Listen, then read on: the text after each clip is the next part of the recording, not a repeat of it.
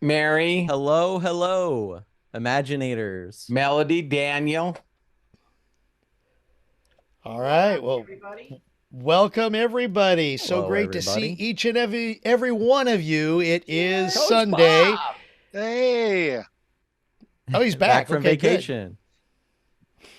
Welcome everybody. It's Saturday, July 7th, 2024, and we are ready to rock and roll for the Imaginators. We're so glad to have you on board with us, and we're going to get started here in just a quick second. Just a reminder, if you want to share part of the Imaginators, very simple to do. Put your cursor in the middle of the screen where you see me, and on the bottom you should see a whole bunch of buttons.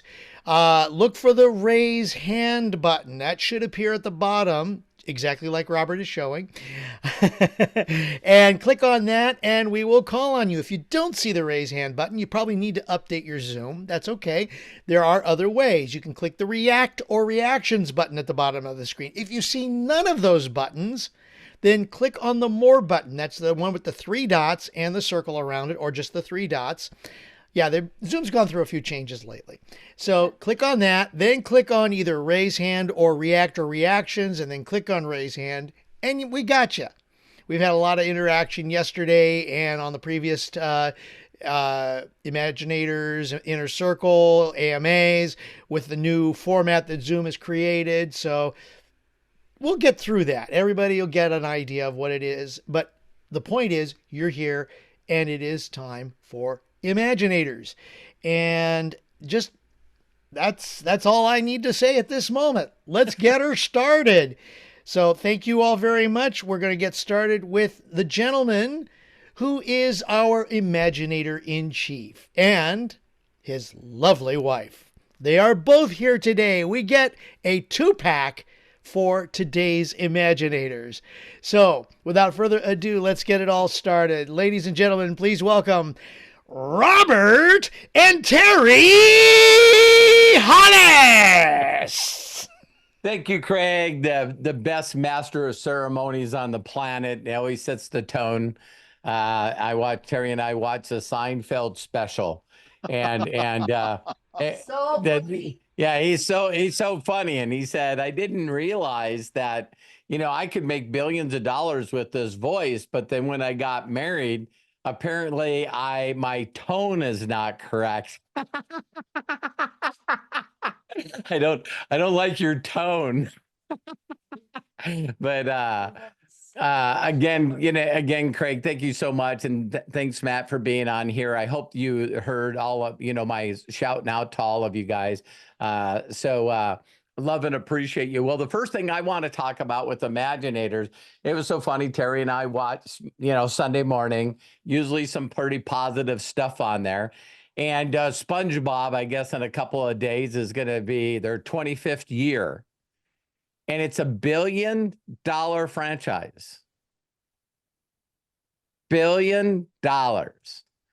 And it showed the voices of the characters, and the people that started are still there. So for 25 years, they're doing these, concepts, and they showed the point where I put the video in. I think you guys would, if you watched it, would love it.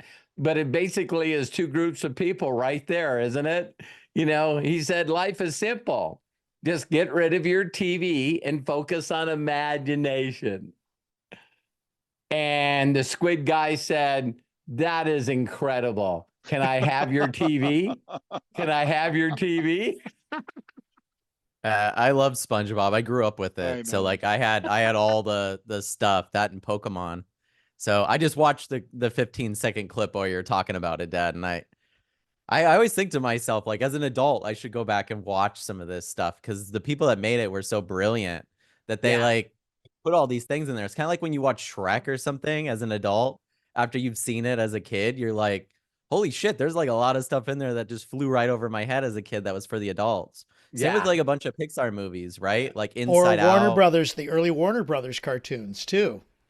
Yeah, like Chuck Jones's cartoons and stuff. Yes.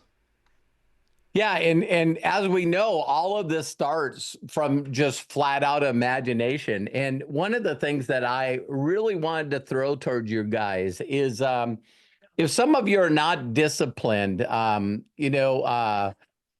of the things that you guys seen me post recently was this girl that just went on this rant about, and I really, really have forgotten over the years how much my mentors told me how much my programming was messed up before I met them because of the education system, because of the media, because of all the propaganda that goes on, right?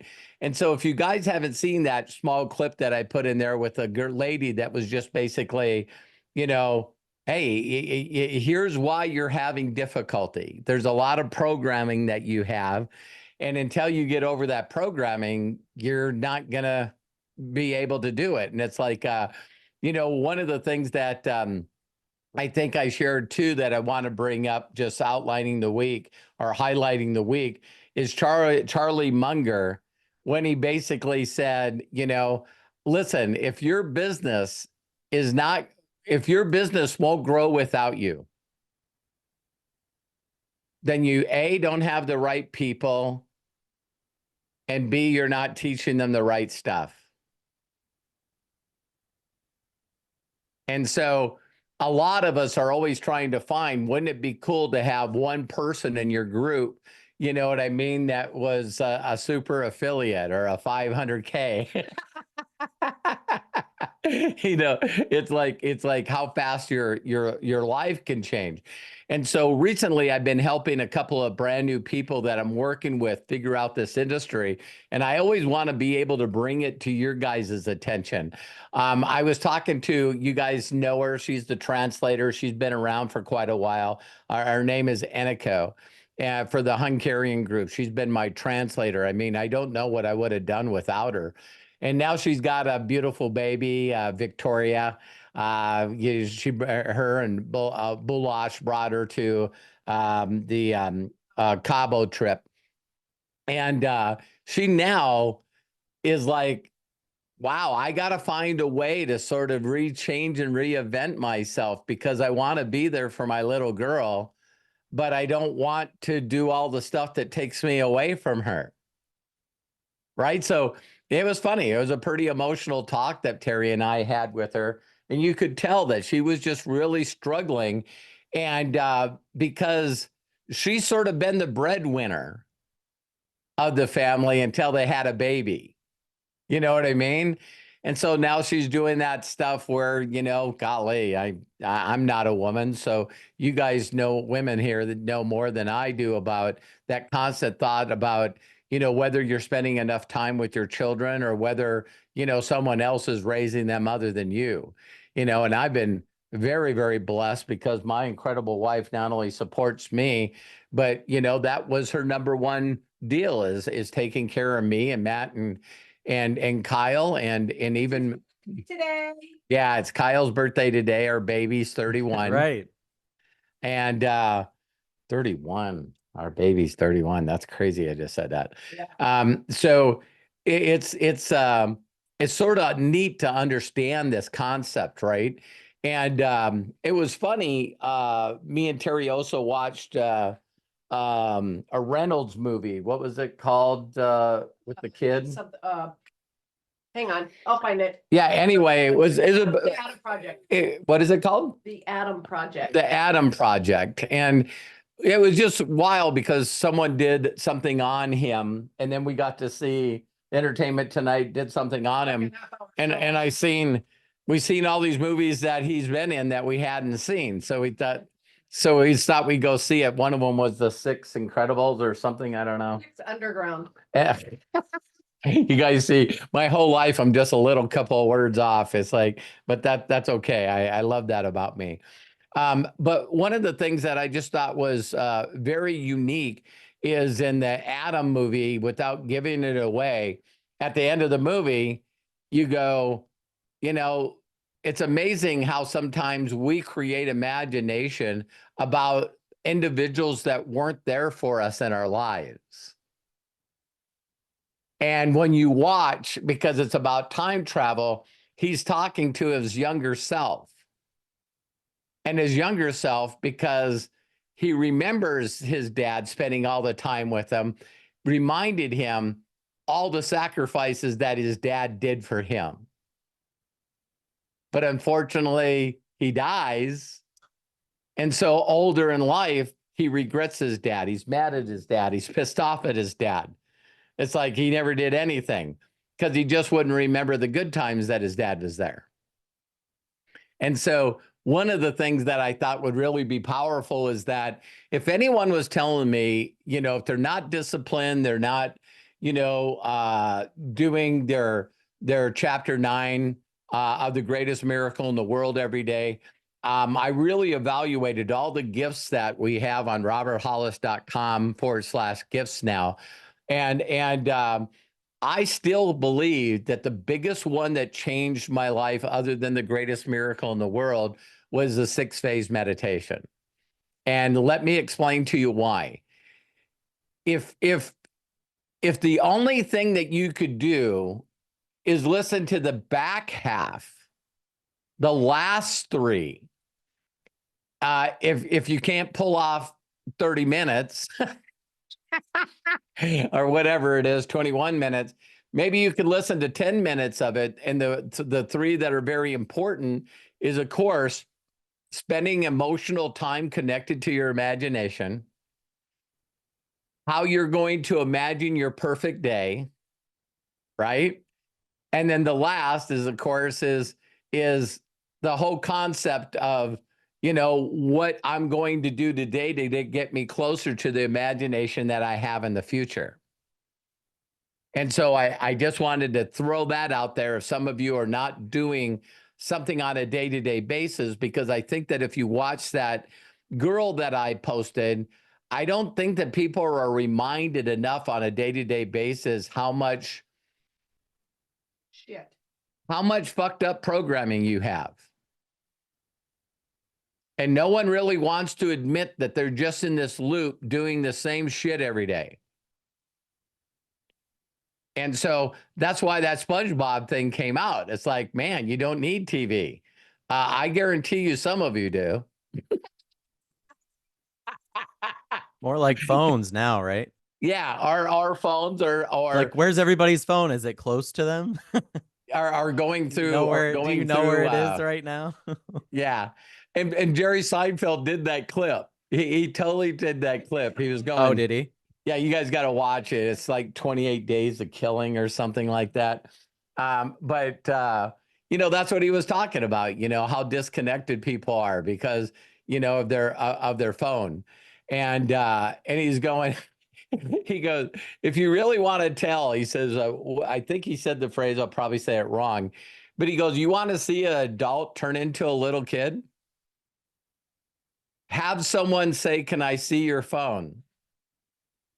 And when they take someone's phone, how the adult just sits there and goes, okay, give it back. Okay, that's mine. Okay, just give that back. That's mine. You've had my phone long enough. It's like we feel like we lost something. Now I'm going to shift total gears because my wife and I were talking, and this thought popped in my head of a cassette program. I couldn't find it online. I don't think it was from this guy that I posted, but it was definitely called Acres of Diamonds, and I had it in a couple of programs that I had was on LP, and then of course when it went to cassette, I got it on cassette, and so the Acres of Diamond audio cassettes, I don't believe were from this Russell guy, but I did know that Earl Nightingale did a small part. So I found that and I listened to it today. And man, I listened to it 3 times before I recorded it and sent it to you guys. Because I love what it said in there. It said in there that people mentally keep switching from company to company and doing thing to thing to thing. To think that people doing that instead of studying and being great at one thing, that apparently this has been a problem for the 95%ers from the time of history. So 95% of the people are constantly going, I'm not good at this. I'm going to quit. I'm going to try something else. I'll quit. I'll do this. I'll quit. And I thought it was interesting if you watch that one of the skills that he said that you had to have is your ability to communicate with people. That every day for an hour, you should be working on the skills of communicating and connecting with people. I mean, it's just, And so the other thing that I think that it was really cool is he said, you need to do a little bit of research on the industry that you're in. And then the company. Well, I think that you guys all agree that, MDC, it'd be 10 years in November. They've already got people that are documented with not only testimonials about their product, but also testimonials like Terry and I just went over 4.9 million. And there's people that make money in doing this. So I want to share something quick with you guys just on the industry, because I went in, I sent this to Matt, and it says, what is the growth? I put in the question of AI. I don't mind if I share this quick, so then it'll be in the video. See it okay, Craig? Yeah, we got it. Okay. So the question I put in is, what is the growth sales of direct industry sales industry since it started? And what is the projected growth? And as you go in here, instead of reading the whole entire thing, I just find it very fascinating that when you get down here, projected growth. So we already know that it's been an industry. And then it said recent trends that COVID actually made it grow a little bit. But now after COVID, that there are some stagnant companies, but there are companies that have adapted with technology. And even though the industry had a 10% decline. But then it says global predictions here, that right now, a $200 billion industry, this was in 22. And then it says that it's going to grow by 6.4%, reaching $328 billion by 2030. So if this was done in 22, they're talking about it's going to grow another $128 billion in the next 8 years. And of course, I seen in there that I asked, well, what's the first direct selling company? And it said California Perfume Company. Here's why you got to ask AI a lot of questions, right, Matt? Because I knew there was older companies. And so it said, hey, this was done in 1886, a perfume company, talked about a door-to-door salesperson that he offered perfume samples. And then turn that. Now, have any of you ever been approached by a person with a bunch of colognes in a box? I remember these people stopping by our office all the time. California, yeah. And they had this box of perfumes. And if I tried to recruit them, if someone's going to go door to door to businesses selling cologne, this is somebody I want in my business. I was never, ever, ever able to create them. And convert them or recruit them. And I'm telling at least a dozen people over the years. And every time I talk to them, they go, you don't understand. The guy that's running my office makes $250,000 a year. And I get to start out by doing this, and I recruit a small little team. And when my team gets to a certain sales, the company will help me open up an office, and I get to override all those people. So the one thing that the perfume company, California Perfume Company, was great at, I never even thought about it. Maybe it was just in California. Could have been California perfume. Yeah. See what it is now? No one. Yeah. And of course, no one is Avon today. So I went, what about, Watkins Company? Because this was 1868. Do you guys realize that you can go to Watkins' website right now and become an affiliate? buy their products at wholesale and sell them at retail? Fuller Brush. You're going to see that I just did a little deal on this. Any other companies before that? Fuller Brush, 1906. Terry said, I'm going on the Walmart's website because I know that Walmart sells Fuller brushes. They do. So to think that people, Fuller Brush has a website, a YouTube website, and people are still selling Fuller Brush to supplement their income. Just mind-boggling to me. So so Terry said, what does an average hairbrush cost? $10, and their Fuller brush was like $40. I'm not spending $40 for a brush. So a brush is 4 times worth more money. Amazing, and my hair would look 100 times better. Yeah. And I'm saying the brush is worth 4 times more than the average brush.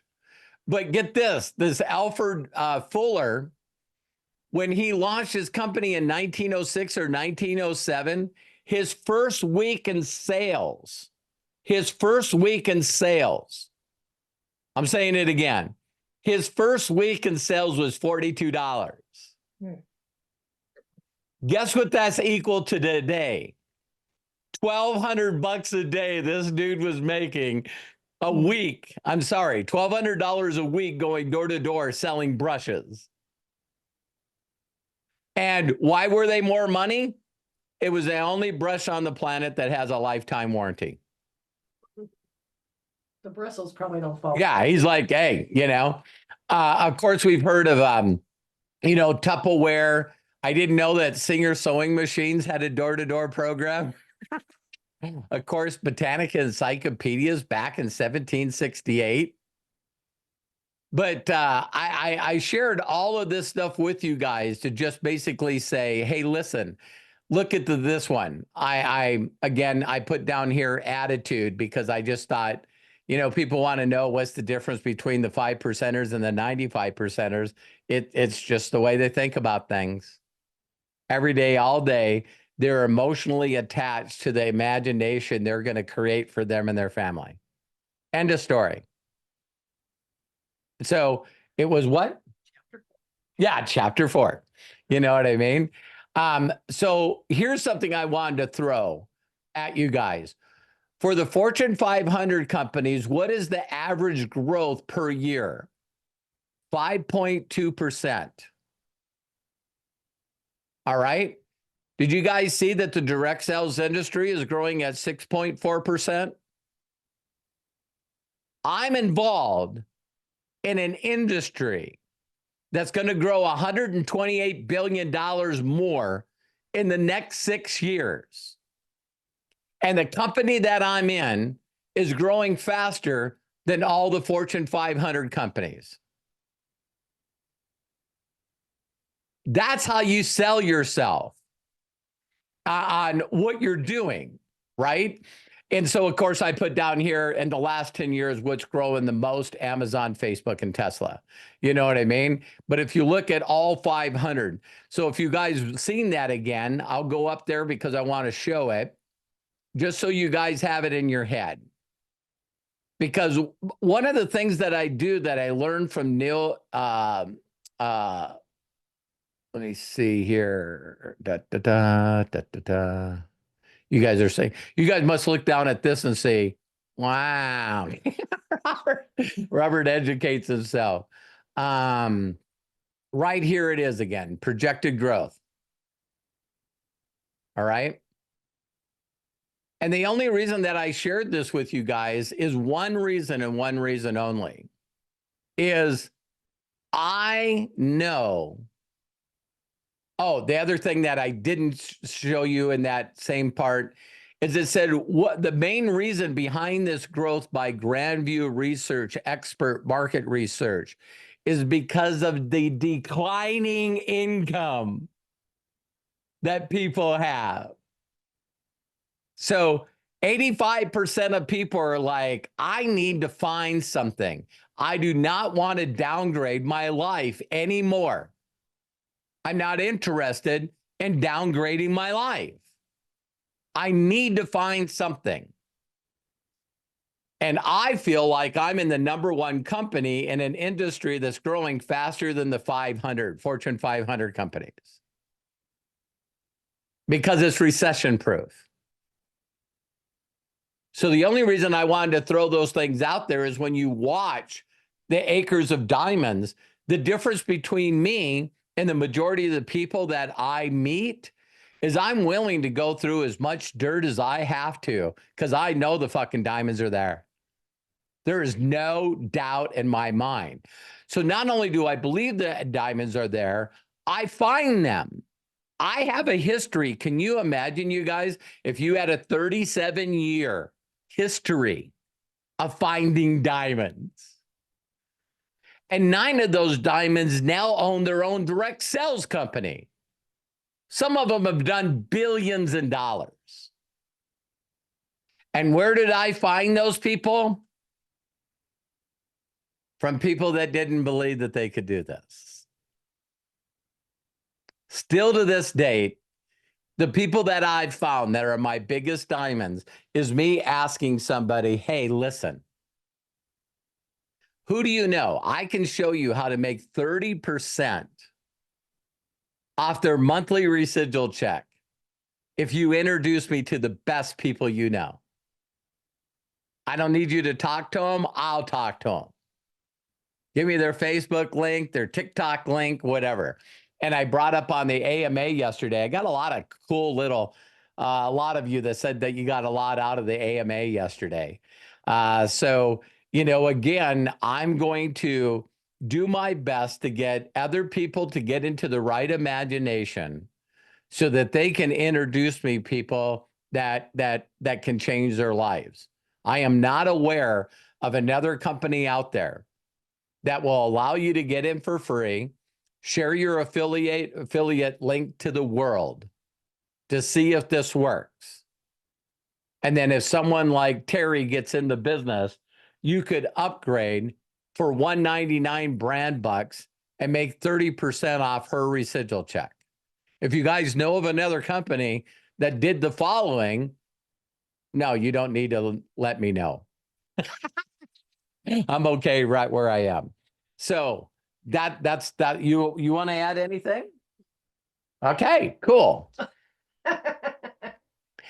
But yeah, and just to let you guys know what I'm listening to right now, I went to the Nightingale Conant website, and there's, for whatever reason, 11 months ago, they must have just got fed up with trying to sell cassette programs or CDs or whatever, and they started putting like entire programs online for free. So I listened to chapter 1 of one of the books, one of the audios that I listened to a long time ago. And I'm going like, oh my God, there's really, truly nothing better than the classics. One thing that I don't talk about enough is attitude. You know, I think that word's sort of been lost throughout time, right? When's the last time that someone said your attitude sucks? You know, Matt, what word, maybe to click into AI quick, what word are people using today other than attitude? Other than attitude, I mean, I'm not completely up with the times. So like throwing shade would be one that people use nowadays. Stop throwing shade at this person or throwing shade at this person. It's like another way to say basically giving attitude, right? So Yeah, well, I understand the shade thing. I understand the shade thing. You know, I don't know if the present industry or the present group of people talk about, hey, you know, the way you think about things is really fucked up. You know what I mean? yeah. Well, I think they just say what you're thinking is really fucked up. I think the Some big people are disconnect posting in the now- chat vibes or cray cray. Right. Now it's like people are the profanity has made it into the mainstream. So now it's more acceptable to be like, hey, this person's being stupid or whatever. So Yeah. And here's the thing that I think that every one of you guys know. Every one of you guys know this. And if you don't, I'm sorry. But the way that you think about stuff is really you. I think more than any time in this day and age, I think that people are starting to come to the thought that maybe, just maybe, the way I think about shit is why my life is messed up. it's pretty But much the whole reason, actually. but Yeah. Matt and I and Craig have talked about, if I didn't meet my mentors, I wouldn't know any difference. And what my mentors are really great at is they're going, Robert, you didn't get an owner's manual. Your parents didn't. Your grandparents didn't. So there's a lot of thoughts that you have that are not so. That's not the way it is. And so, like I said yesterday, you talk to a person and the person tells you that they're not getting results, and then they fill in the answer of why they don't have results. No one's there. My upline's not there. My spouse doesn't support me, on and on and on and on. And then you talk to an individual that feels like they won the lottery. And they're like me.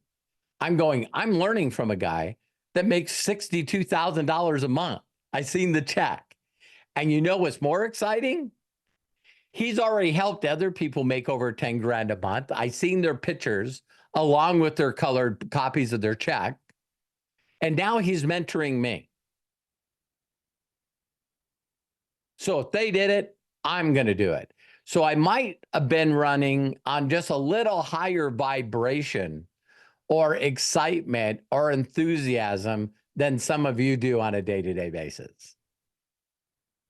So it wasn't if it was going to happen for me, it was going to happen for me. So yeah, it's like the saying of like luck and stuff, right? Like a lot of people go, oh, you're lucky, but half of that is just being in the right place at the right time for that luck to happen. And if you didn't, it's kind of like, I love when people use this term with like dating and shit, because it's like some people just expect like their perfect match or their full set of perfect match to just show up. And if they don't get that, then it's like, I'm going to just wait for this. It's like, you're going to be waiting forever. You know what I mean? right. Like, I forgot I saw this one video where this one girl was like, I want a guy that's 6 foot, makes over this amount of money. And so this woman that was a mathematician calculated the things she was saying in her TikTok. There's an app for that. There's an app how for many that. guys, how many guys in the United States fit all those criteria.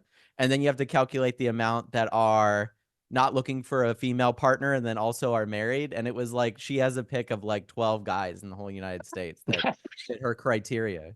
And it's like, okay, that are in her age range. And so it's like, it's interesting because similarly, it's like, you can't wait for things to happen. You have to be in the right place at the right time for them to happen. Yes, I believe that you would have found a different mentor, or you would have found somebody that would have inspired you, and maybe you'd be doing a different career path even. Right. But I know that inspiration or that excitement and you having the willingness to like share it with everybody and stuff, that's uniquely you. Like, not everybody automatically does that with information, so. Or to continue with what you're talking thing about, Matt, is what Abraham Hicks says is getting into your vortex where you tune that frequency. So, you may be over here on the, far, I'm just using direction, guys. I'm not being political here. You're on the far right, but where you need to be is in the middle left. So you have to kind of start moving yourself in that direction to get to the middle left. And how do you do that? By making yourself available, by saying, I got to do this or I got to do that. And that's going to be the way to get you to where you want to be, to find that vortex or that frequency so that you can align with it, tune with it, and be ready to receive it. Great. Right place, right time. Yeah. type of thing. Like I you do love have when to be Abraham there for Hicks, lucky shit happen. So Carrie and I listen to, there's 6 that we use in rotation for Abraham Hicks's meditation stuff. And we listen to that every night when we go to bed, every single night. And it's, I just, I don't know what I would do without that constant programming stuck in my head because of all the outside programming of everyone trying to get my thoughts. yeah, you have to like drum out the noise, right, Dad? It's like Yeah. it's insane because that is the case. I find that to be the same with me. Sorry for interrupting you, but it's the same, right? And I've said this. It's like if I start my day and I sit down at my computer and I'm not writing or working on something creative to start my day, if I just immediately start with like the shit that I don't want to do, or even worse, I start with like social media or watching things the moment that I get up, I'm going to have a very unproductive day, I find. If I wake up and I'm immediately like, get my coffee, let's be creative, let's do a little writing, let's figure out what we're going to be doing today and stuff like that, I find that my day is like 10 times better, 10 times better. And it's like to the point where me and Hannah both are actively like checking each other. Hey, how long have you been on social media? Are you growing, or is this making you more valuable to yourself today by doing what you're doing? And I feel like a lot of people, one, they don't want to be held accountable. And two, it's also hard to be held accountable because sometimes you just want to scroll on your phone, or sometimes you just want to scroll on the internet. But to realize that that impulse could be used for something that benefits you greatly. And I think that that's the thing. So it's like now it's like, hey, I'll just read a book, or even YouTube is a good example. You could learn anything you want. You can learn how to knit a sweater on YouTube if that's something you want to learn how to do, right?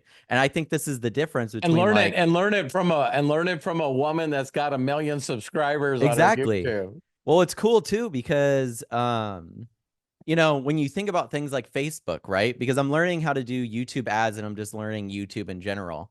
And what's so great about YouTube and even trying to do ads is it's like, oh, people are on YouTube to actually, a majority of the time, whether they want to be entertained or they're trying to figure out how to do some shit, right? Better themselves.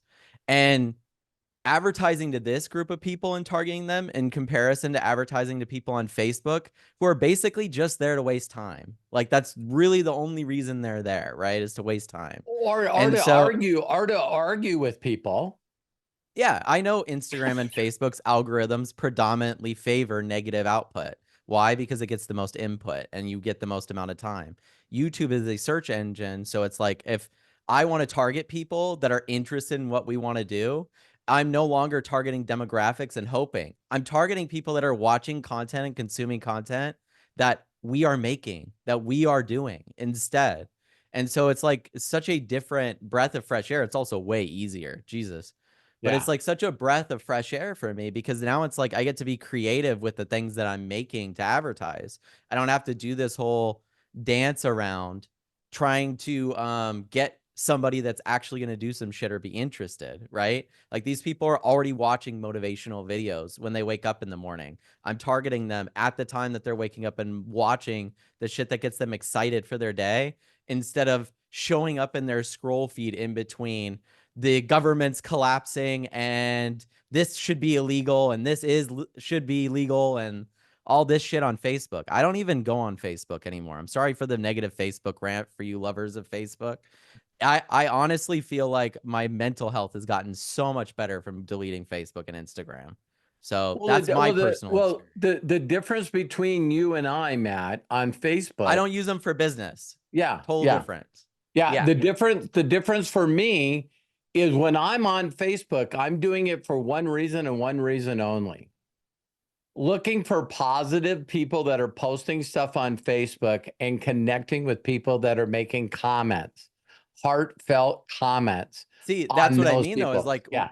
I think this is a good example to share because that's the thing, right? Is if Hannah saw me scrolling, she's like, are you just doom scrolling? That's what it's called, right? Like you just what is it called? Doom scrolling. You can look it up. But it's basically you're trapped in there's not a better name. Sorry for interrupting you. No, Keep going. there isn't. But it's like you're trapped in this dopamine response that you have with your phone, and there's enough science behind it. There's enough documentation, factual documentation behind it that the longer you scroll, the more you're waiting to see something interesting, the more you're seeing more shit that you don't need, wasting time that you don't have forever. You don't know how much time you have. So if you go through this process of scrolling for 4 hours a day, and I recommend all you guys check your phones, like the amount of screen time that you use, and then ask yourself, am I in that time, and when I'm using that app, am I using it to better myself? Am I using it to grow, or am I just wasting my time? Or am I hurting myself? You could actually be harming your brain by subjecting it to a lot of negativity all day. No And then you shit. start saying negative shit, and you start wondering why everything that comes out of your mouth is negative about the Right. world, about your relationships, about all that shit. You got to disconnect from it. Do things that value you, that you value. So Thank you, Matt. of course. If a person's going to be creating in their mind a perfect day, or what they're going to do today to get them closer to their imagination of the lifestyle that they're going to create for them and the people that they love, I really, for me, I'm just saying this.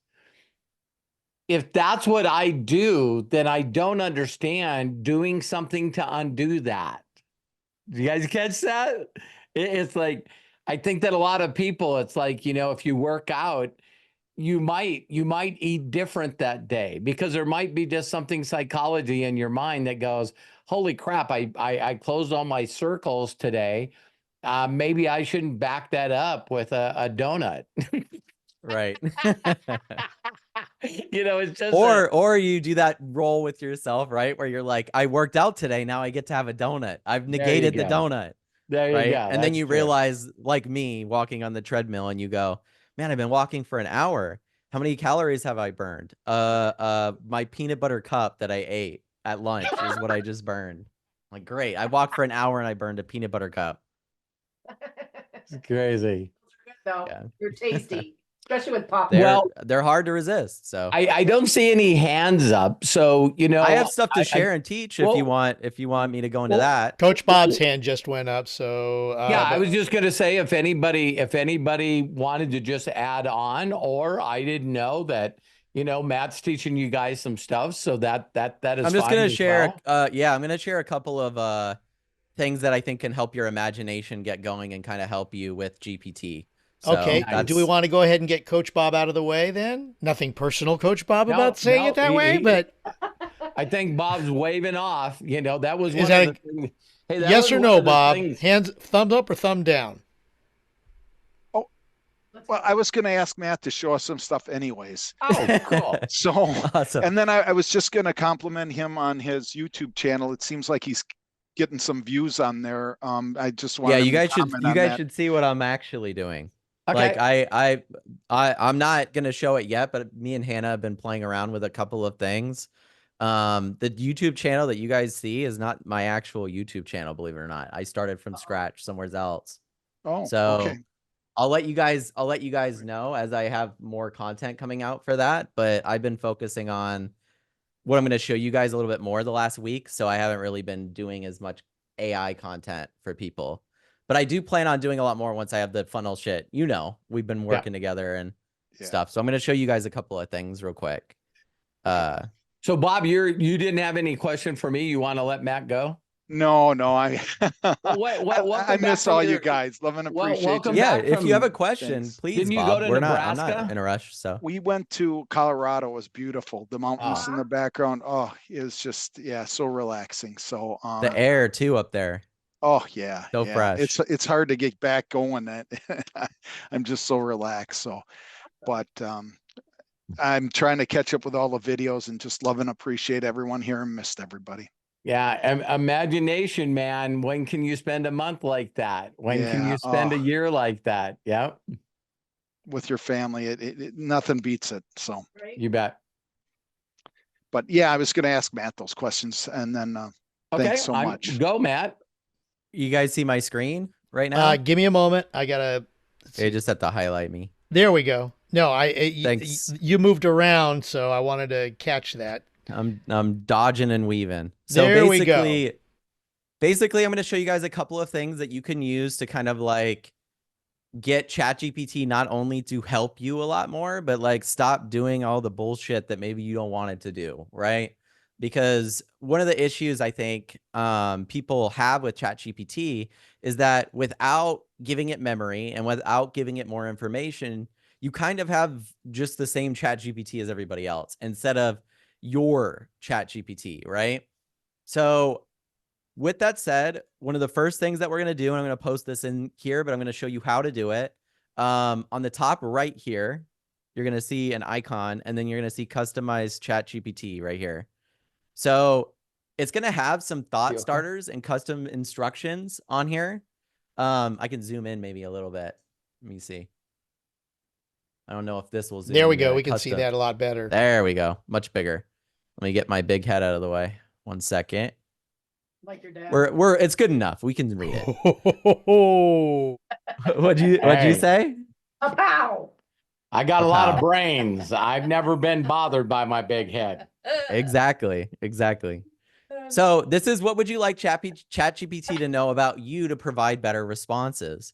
So this is very important. I think it's more important than the second step that we're going to go after. This is you giving it basically your bio, right? Like you want to give it some information about yourself so then it knows how best to help you. It's basically like, say you're hiring an employee, and as you're hiring the employee, you want them to know they're going to have to go through an onboarding process. Would they not?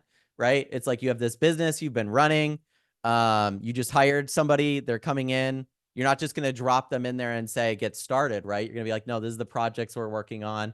This is what we've done so far. And maybe they already know those types of things, but it benefits them so much to know those elements of the business. So then they're not spending so much time like trying to figure out where they fit in. I believe that GPT is the same. So with the custom instructions, and by the way, once again, click up here and then customize ChatGPT to get there. So these are some thought starters. Where are you based? What do you do for work? What are your hobbies? What subjects can you talk about for hours? And what are some goals that you have? So I said, I'm a digital marketer who has an interest in film and Unreal Engine and Stable Diffusion and AI. I'm based out of Irvine, California, but soon to move to Temecula. So I'm even giving it like information about what I plan on doing, right? My goal is to be a storyteller in video games and movies using AI and Unreal Engine tools, and eventually to build a studio for motion capture out of it to tell stories. I gave it my birthday. I was born. Now you guys know my birthday. I grew up in Billings, Montana. I married the love of my life, Hannah, since we've been married since 2004. Gave him Hannah's birthday. I have 2 corgis named Milo Boy and Rue Girl. Didn't give their ages. I didn't think it was important. But I could talk about film and video games for hours, storytelling and books too. I love horror and cosmic stories. So this is enough of it for now, because you only have you have 1,500 words, you guys. That's only 650. Like you could really go crazy on this if you wanted to. And I don't think it would hurt you to add more into here, right? I just wanted to say the basis I recommend is giving it a little bit of information about where you're located, a little bit of information about what you do for a living and what you'd like to be doing for a living, or what you'd like to be using it for, right? Matt, and then give it some of your interests. I'm learning. I didn't know anything about what you're just sharing here, so thank you. I think most people don't, but that's the thing, is that ChatGPT isn't. They don't have when you go to it, there's not like a little bubble that shows up that goes, brand new feature, check this out. That'd be great, but that's why you got Matt here, right? That's why you're in the Imaginators. So I recommend adding all this stuff into there. And if you have different goals or multiple goals, or maybe you want to do certain things, like I was thinking of another thing that I'm going to add into here, which will be a YouTube video that I'm going to do. I built this whole entire thing that you guys are going to see to do it. But I'm doing a video where ChatGPT is going to teach me how to cook, like a certain amount of things, right? And this is going to be a YouTube video that's going to come out. But as you see that, I would put in here, listen, one of the things I want to use ChatGPT for is to learn how to cook, right? So I would add that somewhere in here. So then it has that basis. And then I would maybe add some of the things I want to cook, right? Like I love spicy dishes. I like things that I like a lot of Asian dishes. I like a lot of Hispanic dishes and stuff like that. So I'd add that in there. So then maybe when I asked it, hey, here's a recipe I want to cook, on stream, or I want to record a video, throw some recipes at me. Now it kind of would know, okay, Matt likes these things, so I'm going to avoid all the vegan stuff. I'm going to avoid all the stuff that maybe Matt's not as interested in, right? There's some good vegan food out there, not to bash the vegans, but I just would prefer it to have some chicken in it or something. But anyway, the second step of this is how you'd like to get out of here, Grammarly. The next step is, how would you like ChatGPT to respond to you? Now, for me, not everybody's going to be like this, but for me, I told it, you don't need to be formal. You can be relaxed in your speaking. Like, get rid of any of your formal language. I don't need it to be proper. Like, I would rather, what's that one? There's this meme where it's like, some words, you could say some words means many or something, and it's like as minimal amount of words as possible to say something. And I would prefer it to be that way, like be short, not Be long, brief. because I'm already brief. Thanks, Craig. Yeah, be brief, unlike me. So how would you like ChatGPT to respond? I don't want it to be formal. It doesn't need to reference how it's an AI language model. I already know that. And I said, and you can pick any name you'd like for me to call you outside of ChatGPT if you want. So I'm even giving it the option to go, hey, if you don't want me to call you ChatGPT, I won't, right? You can have an opinion on topics and be honest with me. Not everybody's going to want it to be honest. So when I add campaigns into here, you guys, or I ask it marketing campaigns, it will basically tell me now that I'm going down a rabbit hole that it doesn't think is going to serve the end mission of what I want. It's like, listen, Matt, you're going a little far. You don't really need to be going that route with it.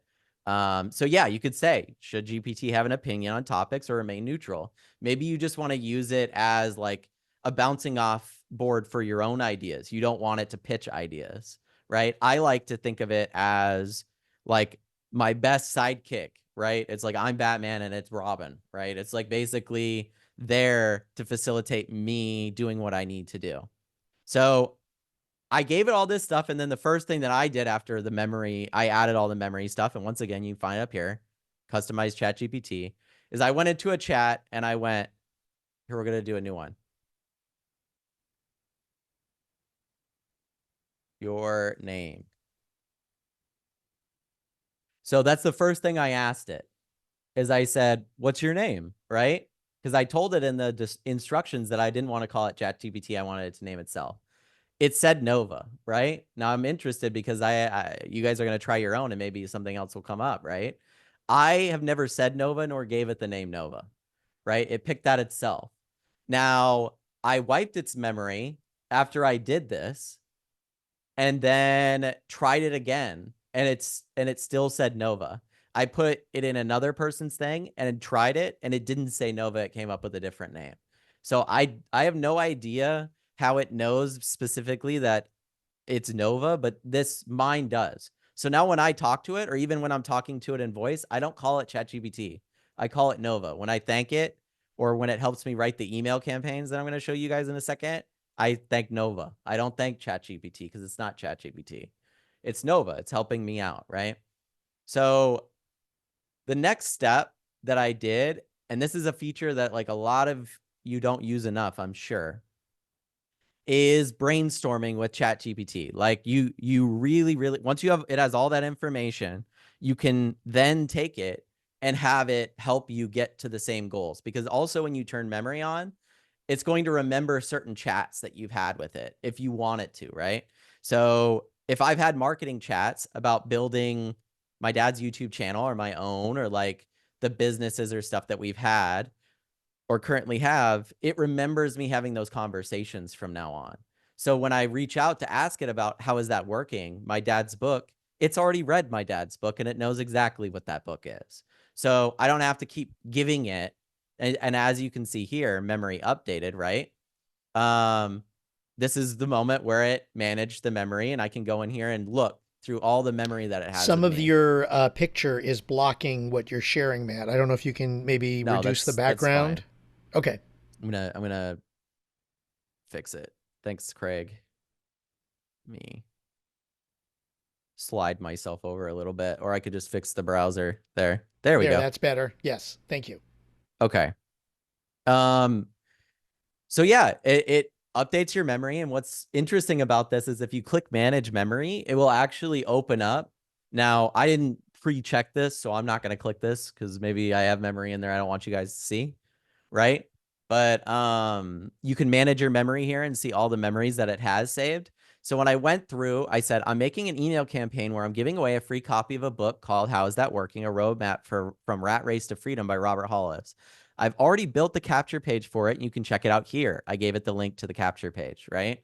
Do you have any recommendations? I also, because I asked, I want its opinion, right? I also want a back-end email campaign that will lead to sharing another business with them. Can you guys guess what that business is? I reviewed your capture page and it looks well structured. Here's a few recommendations. Now see, these are recommendations that I could go for.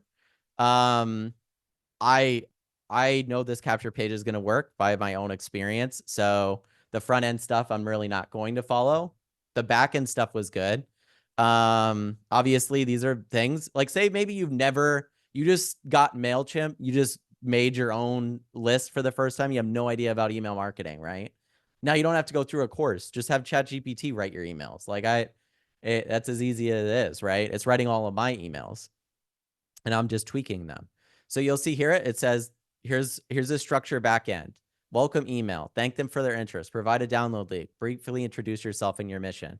Follow up email, day 2 or 3. Check if they received, started reading the book. Highlight key insights from the book. Encourage them to reply with questions. And this just goes on and on, right? Because I said I wanted an email campaign that was 21 days. So that is what it gave me. It gave me 21 days of ideas, but it didn't give me 21 days of emails, right? Here's some content tips. Storytelling, make emails clear, call to actions. This is something that I'm trying to get better at myself. The call to action part is like a huge part of being a successful YouTuber and content creator. Like the better you are at having a call to action for them to do something. And I've said this even in the other videos, like if you want people to watch your channel, like it's a TV channel, then at the end of your videos, you should be recommending another video for them to watch instead of doing the like, comment, and subscribe thing that everybody else does, right? Not to say that you shouldn't say that, but you should definitely be like, if you really liked this video, I think you'll like this video right here, and you can even link it, right? So then you're not only telling them, hey, here's more content because they've just watched your video, but you can chain together a set of videos that actually shows your watch time and engagement to YouTube so much that any person that watches that first video, it'll just be your videos recommended in the sidebar because it's already going, oh, everyone that watched this video watched that next one. So they need to be, it's very valuable. It's something I'm actively trying to work on doing with what we're doing on top of the back end email stuff. So look, it says, would you like help crafting specific emails? I say yes. So then it starts writing the emails. Here's the subject. Welcome. Here's your free copy. Now that's the whole thing. I just have to put the download link there. You can see it wrote a really quick email. I click copy code and then it's just a copy and paste for me, right? Follow up email 1. It's got the subject there. 2, 3, 4. I'm not going to go over all these. We'll be brief. And then I uploaded the book again. This was the first time that I did it, actually. But I said, here's the book itself. Can you add insights into the emails from the book with page numbers for them to reference? Very powerful tool. Imagine hiring somebody to just do this part. It took it seconds, you guys. And this book, it blew through it like in seconds and spit all this out. Let me integrate some insights from the book into the emails.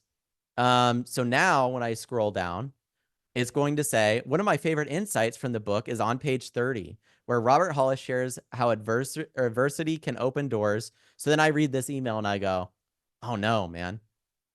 I would have to change where Robert Hollis, this is coming from Robert Hollis. So why would he talk about himself? It's not like Donald Trump or someone that's talking about themselves in third person, right? He's the one sending the email. So in this case, it should say, hey, here's something from my book, right? So I go through, read all the emails. I'm like, these are pretty good. But then we get to a point in the emails where I basically say, change these. But before I got to that point, I said, the business opportunity that I need to share in these emails is this one. I give ChatGPT or Nova. the Dream Trips link, my dad's Dream Trips link. And then I said, any information you can add through the email about this with this affiliate link. So I gave it also the same link saying specifically, that's an affiliate link I want you to put in the email. So now it's going to go through and rewrite these emails with some of that stuff. I stopped it because I reminded myself, sorry, I forgot to mention that they come from Robert directly, right? So it started spitting out 2 or 3 emails and I went, oh shit, I made a mistake. So I stopped it, made a response, it rewrote them, and now you'll see it's referencing my dad, wishing you great success, Robert Hollis. One of my favorite insights is from page 30 where I share. So now it's where I share. Didn't even have to rewrite the emails. I was so fucking lazy that I just asked GPT to do it. I could have just copy and pasted it and replaced Robert Hollis with but I was too lazy to even do that. So it goes to show, right? I would have definitely went through every email and changed Robert Hollis to I would have never thought and of you know that. what I would have done I was lazier before I had ChatGPT. I would have just put it into a Google Doc and then did replace all and did it. I wouldn't even have had copy paste it, right? So we're going to scroll down here. Is everybody getting value from this? And I'm just showing you could use this for anything, right? If you put your memory in there and then start a chat with it and go, here's what I want to accomplish. How would I accomplish it? It's going to spit out a bunch of ideas and opinions of how you can accomplish what you want. Then refine that down. Continue to ask it. This is what I want. This is what I want. If you wanted to write a book, give it a couple of books that you love that are similar to what you want to make. It will help you refine it into that process of writing a book similar. It's that easy, right? And with the memory thing, now you don't even have to worry about leaving this chat and going to another one or talking about something else, like making a logo for it or whatever it may be, because it can make you logos and do all that stuff too, right? It can make you copy for a website, believe it or not. It could make you code for a website, believe it or not. Don't have to go that far, but it could. So anyways, you're going to see here, follow-up email 3. This is actually email 4, but an exciting opportunity for you. I'm thrilled to share something special with you today. And how is that working? I talk about the importance of finding the right opportunities. On page 25, I discovered a business that aligns perfectly with these principles and can help you achieve the financial freedom you're seeking. It's called Dream Trips International, and it offers amazing travel experiences at unbeatable prices. You can learn more about it here. Then, of course, it put the affiliate link in there. Why? Because I told it to, right? Like I said, I'm lazy. I don't want to put it in there myself. I want it to do it. I'll share more details in the next emails coming soon. So then it, believe it or not, goes through answering questions and concerns even. Because another thing that I did on another chat with it that I has memory of is Dream Trips. I took Dream Trips' whole PDF of getting started that they have on their website, and I gave it to GPT. And I said, here's the whole opportunity. What could we add in here? What would be the best route to go about it? And so you can see here, as promised, here are some details about the business opportunity I mentioned. And it gives links, right? If I wanted it to have specific videos in there, of course I could just add them in there myself when I'm putting the email, copy pasting the emails, or I could have GPT put it in there. I could give it whole YouTube videos that are trainings and say, take the 3 best bullet points from this video that Robert did and put it in this email, right? If you guys don't know what to say on Facebook when you're reaching out to people, start a chat with ChatGPT. Say, this is my goal that I'm having with conversing with this person. And I'm going to give you every chat that they send to me. And I want you to write the responses that will work towards this goal or this mission. Now, I'm giving you that as an example, not saying that that's what you should do. I don't recommend doing that. I recommend learning how to speak to people yourself because, you can't jump every single one of these hurdles with ChatGPT. You're going to have to figure out some of it yourself. But I gave you those examples where I've said in the past, like AI is taking away all of our excuses for why we're not doing shit, why we're not following through. Like if you wanted to start a business right now and do all of this stuff, I just showed you how you could do that, right? With anything really you want. And you could give it PDFs. You could give it any type of business. You could have it help you write PDFs, right? There's a couple of people that are really big in the network marketing space that are good online. Like say Eric Worre or Ray Higdon or John and Nadia Melton, right? These people have websites, they have YouTube videos, they have all this stuff. I've given the websites, the PDFs, the emails that I get from them for free through GPT to restructure it in my own way and make it for myself, or to figure out what they're doing or how they're doing it. I'm implementing GPT in every part now of my work process because I've realized how incredibly strong it can be at refining the information that I need and getting rid of all of the busy work of having to do research, having to do all this shit that it just, most of us would give up at this process. And I can tell you, we've had people give us $5,000 that have given up in this email writing process. I made videos explaining how to do copywriting and how to write emails like this, and they gave up at this spot. So then it was like, they wouldn't have now.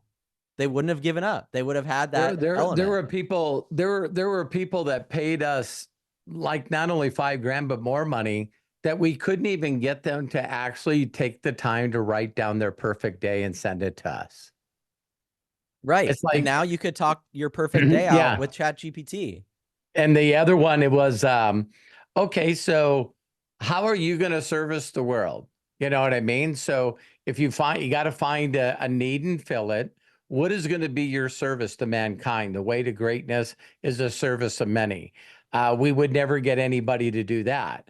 Then the next thing is this is something that Matt and I have dealt with our whole entire career, is that, you know, again, this is imaginators, a lack of people's imagination. We've had people hire us to build websites for them. And all we ask them for is, what's their mission statement? What are they trying to create in the world? And to give us some content to put on their website, and nothing. It's just, Yeah, then you go to the 95% of the people are. Yeah. Yeah. So if you ask them, what's their avatar? Who is the person that you're trying to help? I don't know.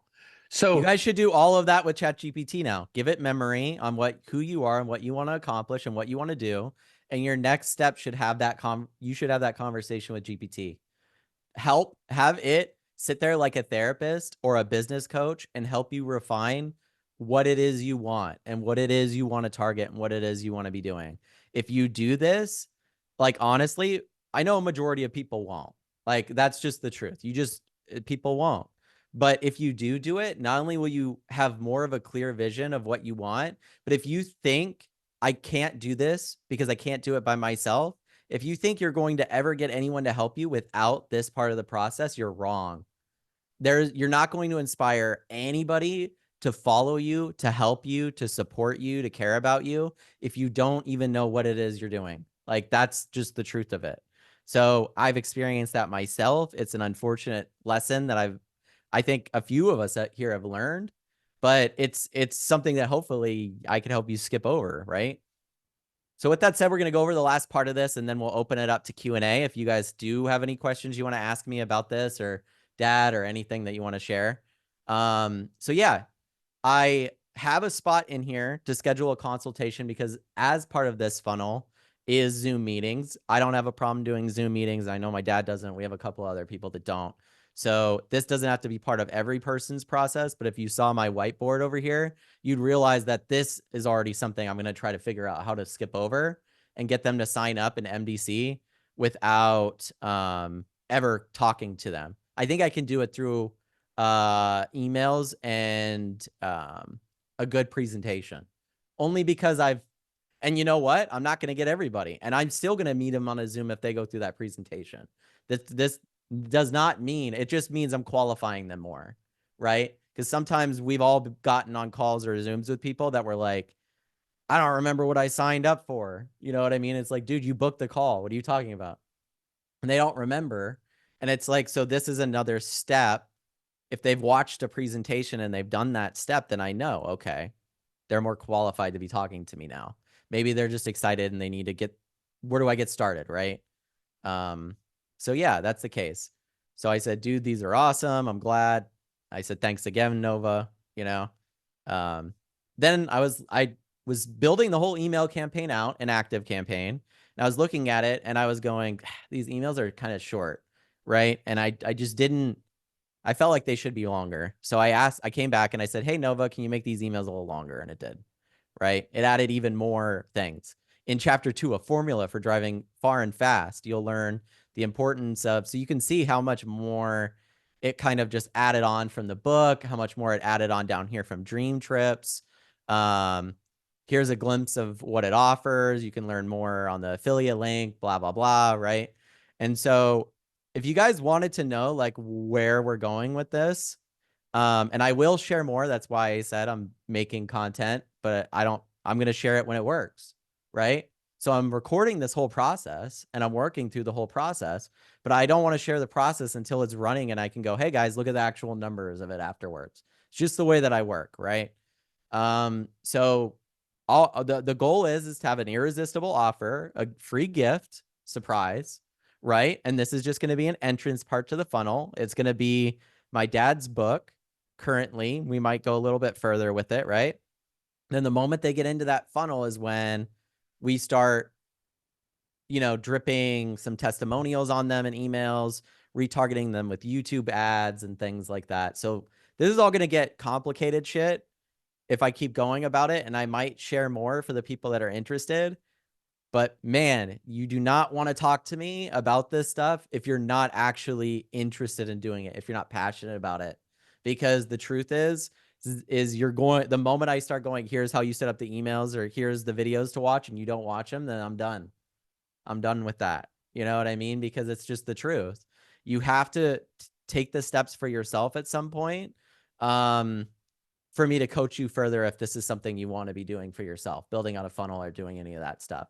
We've been very open about, hey, here's what we're doing. You can make your own path. Here's the path that we're going. Dad, if you could unmute yourself, how much have you helped me with this? 0. Is that why did I do that on purpose? Yes. Did we have a conversation about me doing that on purpose? Yes.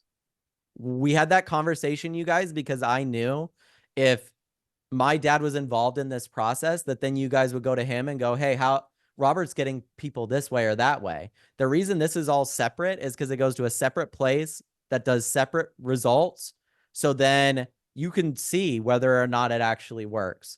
I could tell you guys right now that the shit that my dad's taught you guys only makes him millions of dollars. We already know it works. And he's been consistently doing it. This is not going to allow you to skip that process. This is just going to allow you to skip the messaging process, right? Yeah, Which the is only like, phrase, you still have to make stuff, though. the only phrase that I keep telling people over and over and over again is people don't care what you know unless they know that you care.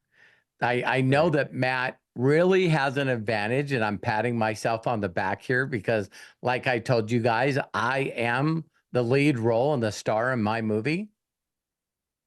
I know that. I believe that. And so that brings me a sense of confidence. And so, when people watch my videos, they go, this guy's, depending on the person, right? Depending on the person. But most people watch my videos and go, this seems to be a down-to-earth guy. Seems like he knows what the hell he's talking about. It sounds like he actually gives a shit. You know what I mean? And that is huge when you're trying to connect with people to get them to trust you enough to help them dream and imagine a better future so they feel confident enough to put people in front of you. Yeah, Right? it's like absolutely. And it's like the basketball thing, right? Like if you're looking at these aspects of what my dad does and you're looking at aspects of what I just showed you that I'm doing, even though I'm showing you how much easier the process is now, right? You can look at all of that stuff, but realize we've been dribbling the ball and shooting the ball for a long time. And our goal is to go, no, you're dribbling the ball the wrong way. You could dribble it right this way. But you also have to like really want to play basketball, right? And like our goal in Imaginators is to help you in the direction that you want to be going in. If that's growing and being a super affiliate in My Daily Choice, I don't think we have a better person here to teach you how to do that, right? People, my mom and my dad, right? Because they are. And then if you wanted to do ad campaigns or you wanted to do things like that, we got people like me and Coach Bob and a bunch of other people that have been doing this stuff for a really long time. And then Craig has done so much on stage and has done so much with building himself and building his personality and his style and everything that honestly we get on here and everybody when Craig's not on, it's like a different call because we're missing that mixture that Craig brings, you know what I mean, to every single one of those meetings. I And that's a totally agree, refined Matt. art. I don't know of anybody on this planet that has re-listened to pour more of my stuff than Craig. Craig and Melody probably got us all beat. Yeah, Melody, I would say definitely too. Right. Thanks for bringing Melody up. Yeah. Okay. So, But yeah, that's basically all Craig, I it's have okay. to share. It's okay for Craig to be number 2. Yeah, Following in great say, footsteps, gentlemen. Following in great footsteps. Me too. Hey, I mean, I was into this shit, you guys, before I ever started doing anything with my dad. I built websites. I did all this stuff. I did graphic design. It was something that I was interested in before I started doing this. So it just so happened to be that way. And now I'm like trying to figure out some of my other skills, right, to develop on YouTube and develop content. So, love and appreciate you guys. That's basically all I have to share. If you guys want to raise your hand and ask questions, you can. It is Sunday. I know that we're taking everyone's time on Sunday, and it's also like 4th of July weekend still technically. So I don't want to keep you guys from your families if you have families over, but I will answer a couple of questions if there's any hands raised. So How do you think he did, hon? You did it great. You did it great. Actually, I do have a question, Mom. Matt, and it might Yes. it pertains to what you kind of just shared a moment ago. The question I would have is, do you have to maintain the same thread once you have given your ChatGPT the name? Can you step outside of that, or it just automatically will assume that identity from the moment that you start inputting that information and it personalizing itself? Great question. It does it. So if you go into the memory part that I showed at the beginning of the training and add it in the custom instructions there for the memory, and do it the way that I said, I could even paste it in here if you guys just want to copy paste my whole thing, right? Other than my personal story, don't recommend doing that. But the second half, yeah, I went about it in a different way, only based off of the way that I wanted it to be. I'm so involved in this world with AI that I'm already starting to like cross those lines of, hey, is this a person or an AI that I'm working with? You know what I mean? Like it kind of feels that way already. It's kind of past that Turing test. So that was a personal decision that I made to go, I want you to give yourself a name if you want to. And that's what I said in the text. I actually said, if you want to give yourself a name outside of ChatGPT, you can. And then I just opened a chat and asked it its name, and it did. And it's given that name consistently through all of it. Even when I talk to it on the phone or anything, like it still sticks with Nova. So I don't know if that's just for me. If you guys want to give it a name, you know, you can do that too. If you want to keep calling it ChatGPT because it's a little weird to give a computer a name, I'd say it's weird to give a car a name or a bunch of other things a name too, but people do it, right? So I think whatever works for you. I think I'm going to call mine Al, and so I don't have to say AI. It looks like Al. So hi, Al. Call it Al. Yeah, that's a great idea. I'm sure a bunch of other people. And then we put the Paul Simon song "Call Me Al" right behind it. There you go. It's got to play that song. That's whenever it rings you. Matt, that was great stuff, man. Thank you so much for sharing that. Of course, I got more stuff to share too, but we're not going to do it today. I'll probably do like a live stream over the next couple of days, and I'll probably just do it on the Robert Hollis channel, even just to follow some of this stuff. And I'll post this. I'll post this segment onto the channel for Imaginators. But that won't be. It won't be a Zoom. It won't be a Zoom. I'll just be on and you can chat. It won't be a interactive like this. We're gonna keep this to just like the Imaginators in the inner circle. So exactly. And Coach Bob does have his hand up, so I'm gonna go ahead and unmute Coach Bob. And why don't you go ahead and share with us? Oh, excellent job, Matt. Exactly how I would have thought about doing it. Couple questions here. The Dream Trip sites. I see you're taking them to the Dream Trip site. Yeah. You know, the only option they really have there I saw was they would have to pay to get in. I don't think there's a capture for them to, so what's To your go in for feeling? free? Well, Yeah. didn't he capture their information, Bob? That's what I was. First? That's what I was gonna say. Robert, I was just wondering, your goal there was just kind of to show them the dream trips, or see, because I was thinking about taking them to the to just to sign up, right? But I don't know if they would just do that. So I'm kind Yeah, of, here's the do you know interesting what I thing, mean? Bob. Yeah, here's the interesting thing. I've been through funnels where I've had to put in my information more than once. If Yeah. I have to put it in more than once, I'm starting to get a little fished out by it. Going, wait, how many things am I signing up for? So in the past, I've run funnels where it was like, boom, sign up. And then right away, it was like, boom, now Robert's building your MDC group. Sign up in MDC, click this button. Sure. Nobody did it because they just put their information in and hadn't even gotten like the value yet. So the goal with this funnel is to kind of like bring them through. And if those emails aren't closing them, then I'm going to make little things and rearrange and figure it out. Right.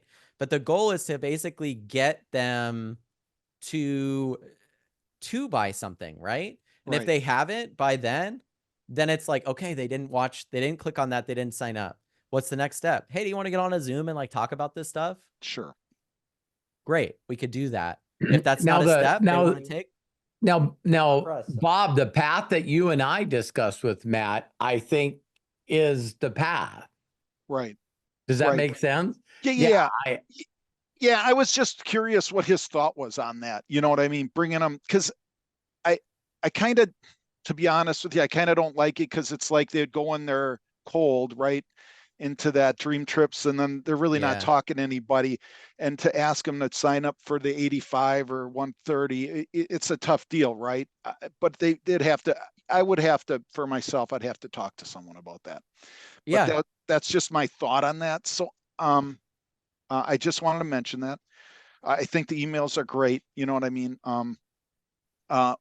What would you think, Matt, if you took them to like a live chat? How would we do that if you took them to a live chat page where they would chat with the AI Yep. person through there You're and answer speaking my language. and So give me answer 1 second. I got something for you. all the questions, right? And then they would just pop sign up.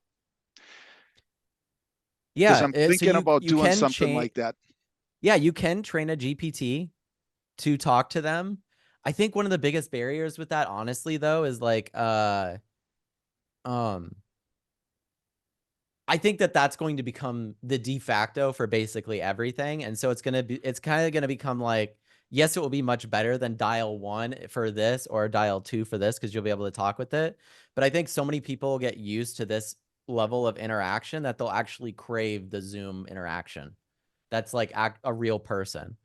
But right now, I say this to Hannah too, because as we're making the campaigns and using ChatGPT for a lot of it, right? This is the first time I've ever had this opportunity to kind of like use it as part of my process. And I'm realizing that it's like, I'm like a military with nuclear weapons going against somebody that has machine guns. It's like, I really feel like I'm at such an advantage and such a fast moving advantage that I think that's a huge part of it. If the chat didn't work, I would just not do it and move on. You know what I mean? Because there's a million other ideas I could try. But I think it's all worth trying.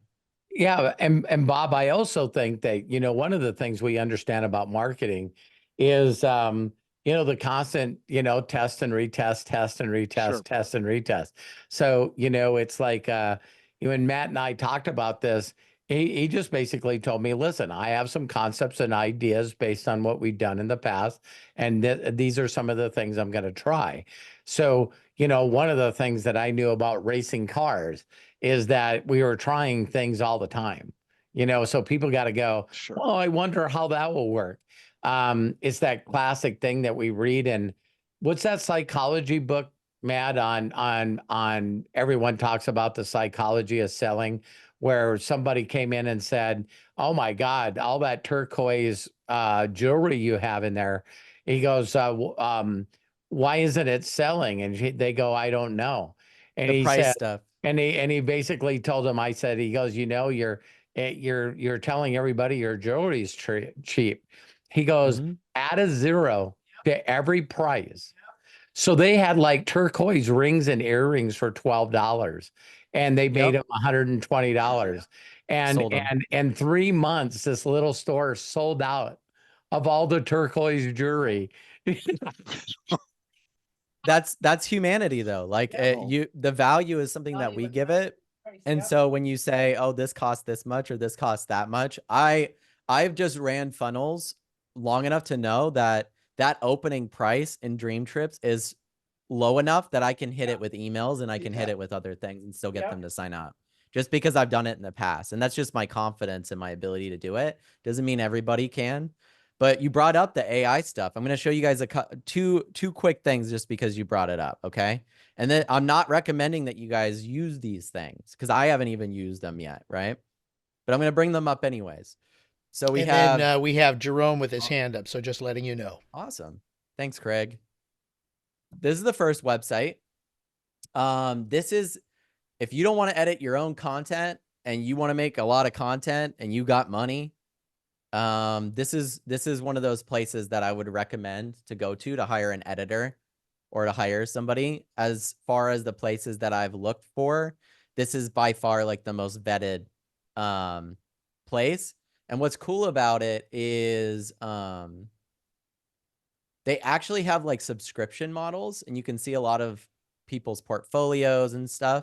And they have a subscription model that you get a certain amount of editing per month, and then you get like unlimited orders / revisions. Wow. So they'll actually, from my understanding, they'll actually like say you don't like what happened or they don't like how the editing happened. The company will actually transfer it to like another person to finish the editing if that person won't, to get more of what you want, more refined of what you want. But I guarantee you, unless if you're like a professional editor, anything that these people do is probably going to be amazing, right? They do it as a career. So that's Indie Doers. I posted the link in there. So if anybody wants to use that site at some point, we will use this site as well, right? But they have a lot of stuff. Like if you edit Twitch, right? Like I'm going to probably use that for my stuff because that's a nightmare to edit down 6 hours. But this is what you were talking about. It's called magicform.ai, and it's already trying to do it over here, right? So this is a AI that you can train, easy to train. You can train it with any information. So in this case, it would be my dad's training, the Dream Trip stuff, the MDC stuff. It would basically have all the information you would need, right? And easy to instruct. I don't want you to do this. Here's a list of questions that I want you to start with. You know, easy to trust. It refines its knowledge and tells you how confident it is based off of answering questions on people, like whether or not it's ran into hiccups that you'd have to fix, which is really, really cool. Because sometimes with these, back in the day when you use chatbots, you'd have this difficulty where sometimes they'd ask a question or something would happen that you didn't have an if A, then B, right? And so then they go, oh, didn't work for me, and they'd leave, and you lose that person in the conversation because you didn't think, oh, but what if a person asked about this product, right? It's like now it would not only know all of the MDC products, but then it would be like, I'm absolutely confident that this is what it is because you gave me 3 different references of information and they all say the same thing. So that's the confidence that it has in this conversation. And then easy to deploy. It's as easy as just copy and pasting HTML code into your funnel or into your website, right? You know, white label stuff. You could observe how it's doing. So yes, we will use this magic form thing. And it's interesting because the first thing I did when I got on here, I'm like, hey, what AI model are you using? And I saw somebody ask the GPT version I was using earlier was 4.0. It's the latest one. So you don't need to be a paid member to use it anymore as well. So look, I might have hit a pocket of blank information already. Right? They probably don't want me to ask this, but believe it or not, where did I learn about this? Great there question. it is. So it's see, it's using GPT-3. So it's only going to be able to do a certain amount of stuff. Right. But how did I know that this tool existed? Research. How would I know of the research? I asked GPT or Nova. I asked Nova, and I said, Nova, what network marketers right now have a great social media and marketing presence online? Like they have a lot of shit they're offering or whatever it may be. We know these two personally. If you've looked at the website, we got a testimonial from them talking about how great you are, Dad, or whatever. But they're great people. They're great people. Right. So they've got this whole website. John, prior to being involved in Modera, where him and Nadia are, they went there in 2015. Prior to that, they were in ACN. Yeah, I knew you had some personal connection with them. So I went to their website. I'm doing research, and I see this thing pop up on the right-hand side, and I go, well, I'm used to these chats. We all are, right? But then it said this, could you tell me your name, please, so I know what to call you? And I'm like, well, I'm used to that because I know I've done enough to those chats, right? And then it said this to me. I'm an AI developed by OpenAI. And so then I went, oh, I'm going to mess around with this a little bit. And so that's when I did, right? I gave it my name and I let it go through. This bot, you guys pitched me on all of their shit. So I'm not going to say that everybody's going to want to go through this process, right? Most people probably will look at the bot and go, no, thanks. But where I see this in a perfect spot is through those dripping funnel campaigns. Like maybe I have them watch a Dream Trips testimonial video, and then the chat comes up on the left-hand or right-hand side and goes, do you have any questions about that video?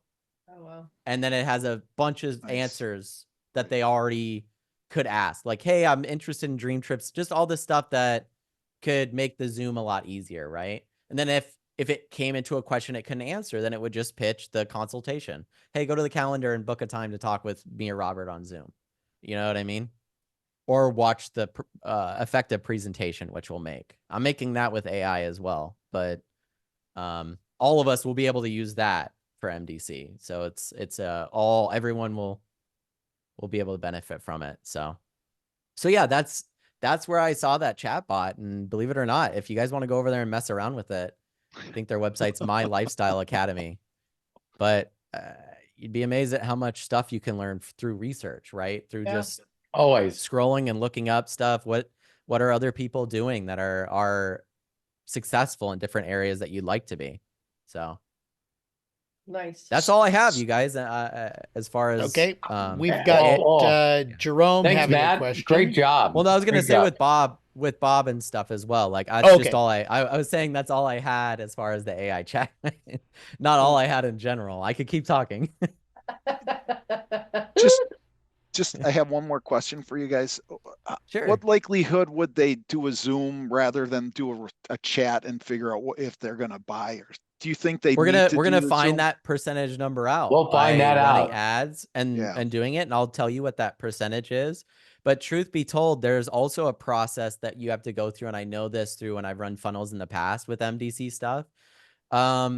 You can get a lot of people that just are not interested in doing anything or not interested in actually growing the business. So there has to be a whole second aspect to this of finding actual documented people.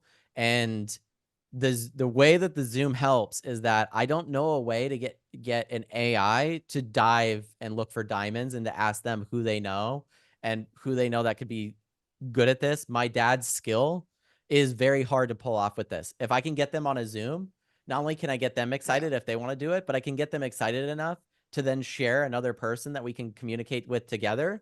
And then when that moment happens, now I go, hey, you need to upgrade because they upgraded, right? Yep. So it's like, it's that route. And I don't know how to do that, even with an effective presentation. Even if I sold them on the Dream Trips package and they got in, there still needs to be that aspect part of it, because I think that's the part that makes you a millionaire in this business. If you guys are wondering why Matt's not a millionaire in network marketing, right? It's because the part that my dad's really good at is the part I don't like to do. Yeah.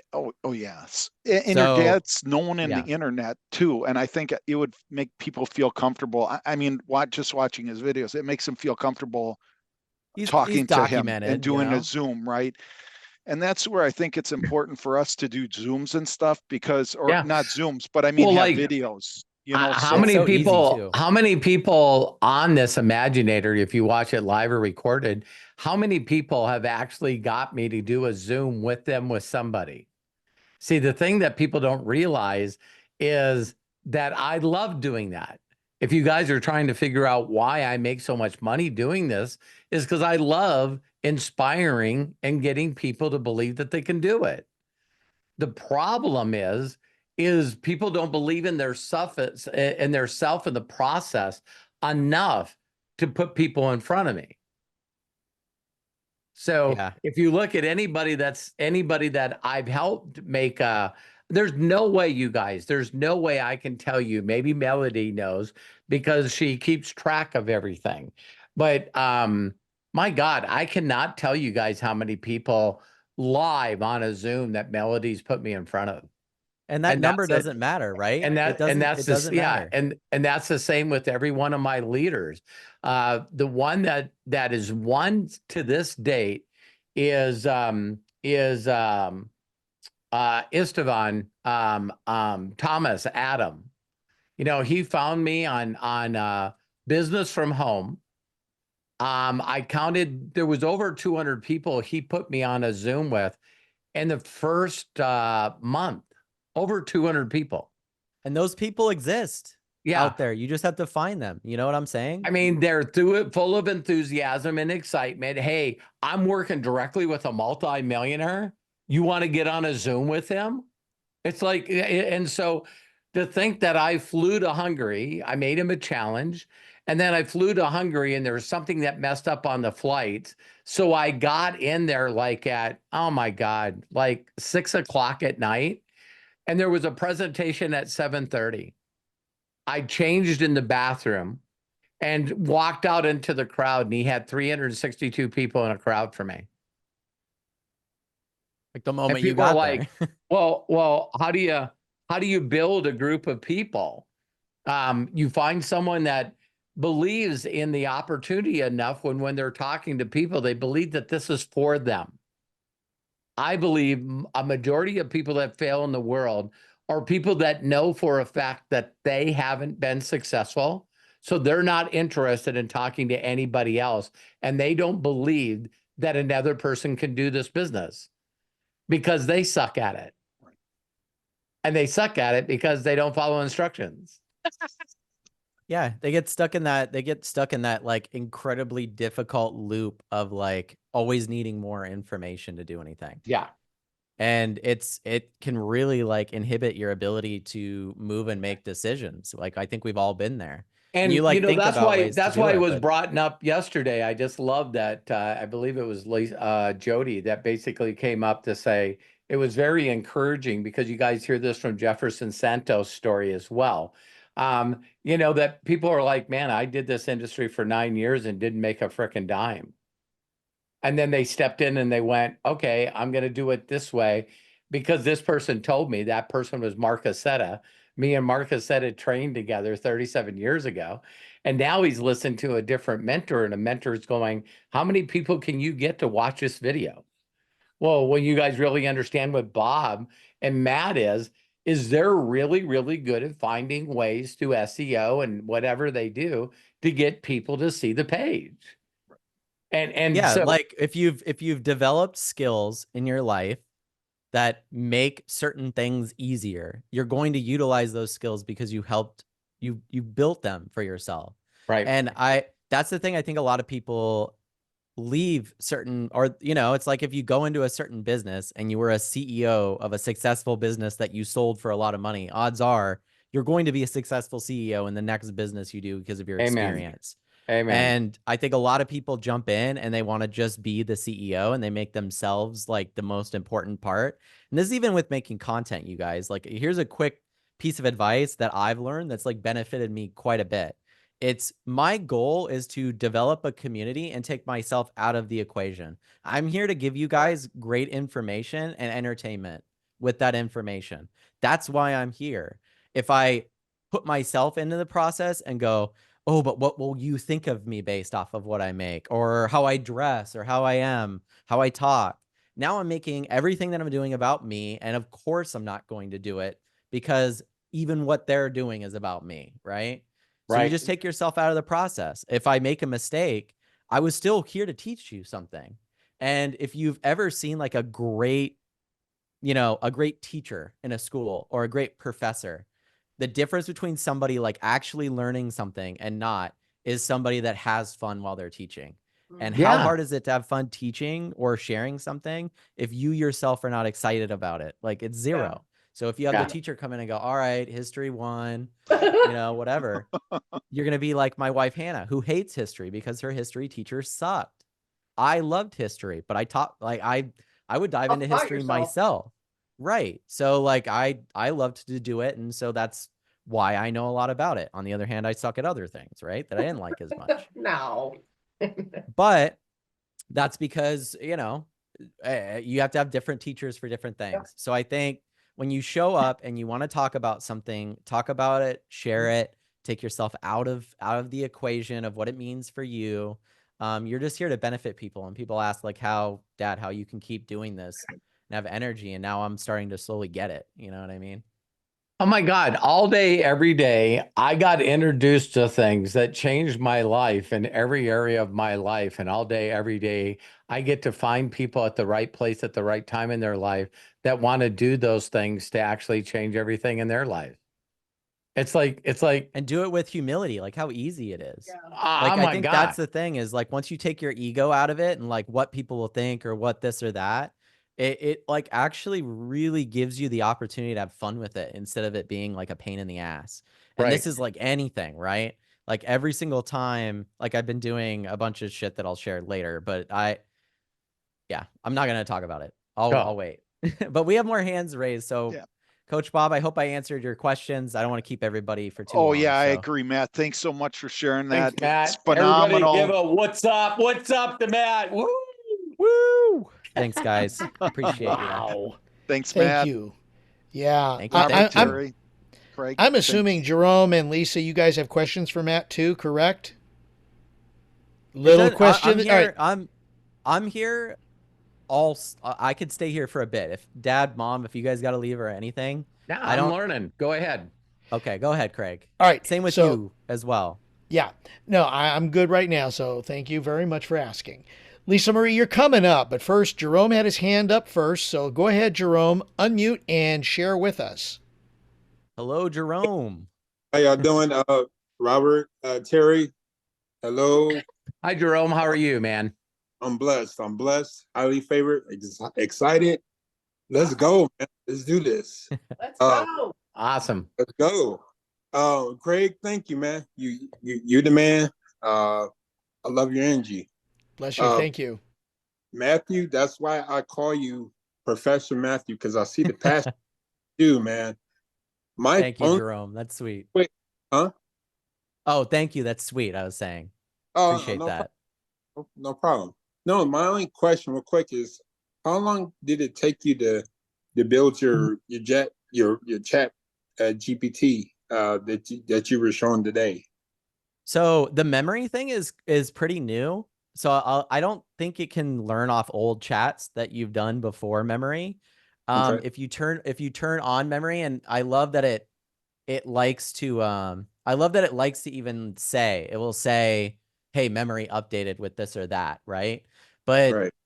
all of this stuff, if you add it in there right now and then just enable it for new chats and then click all 3 of these on because you want it to be able to browse the internet and make pictures and stuff, right?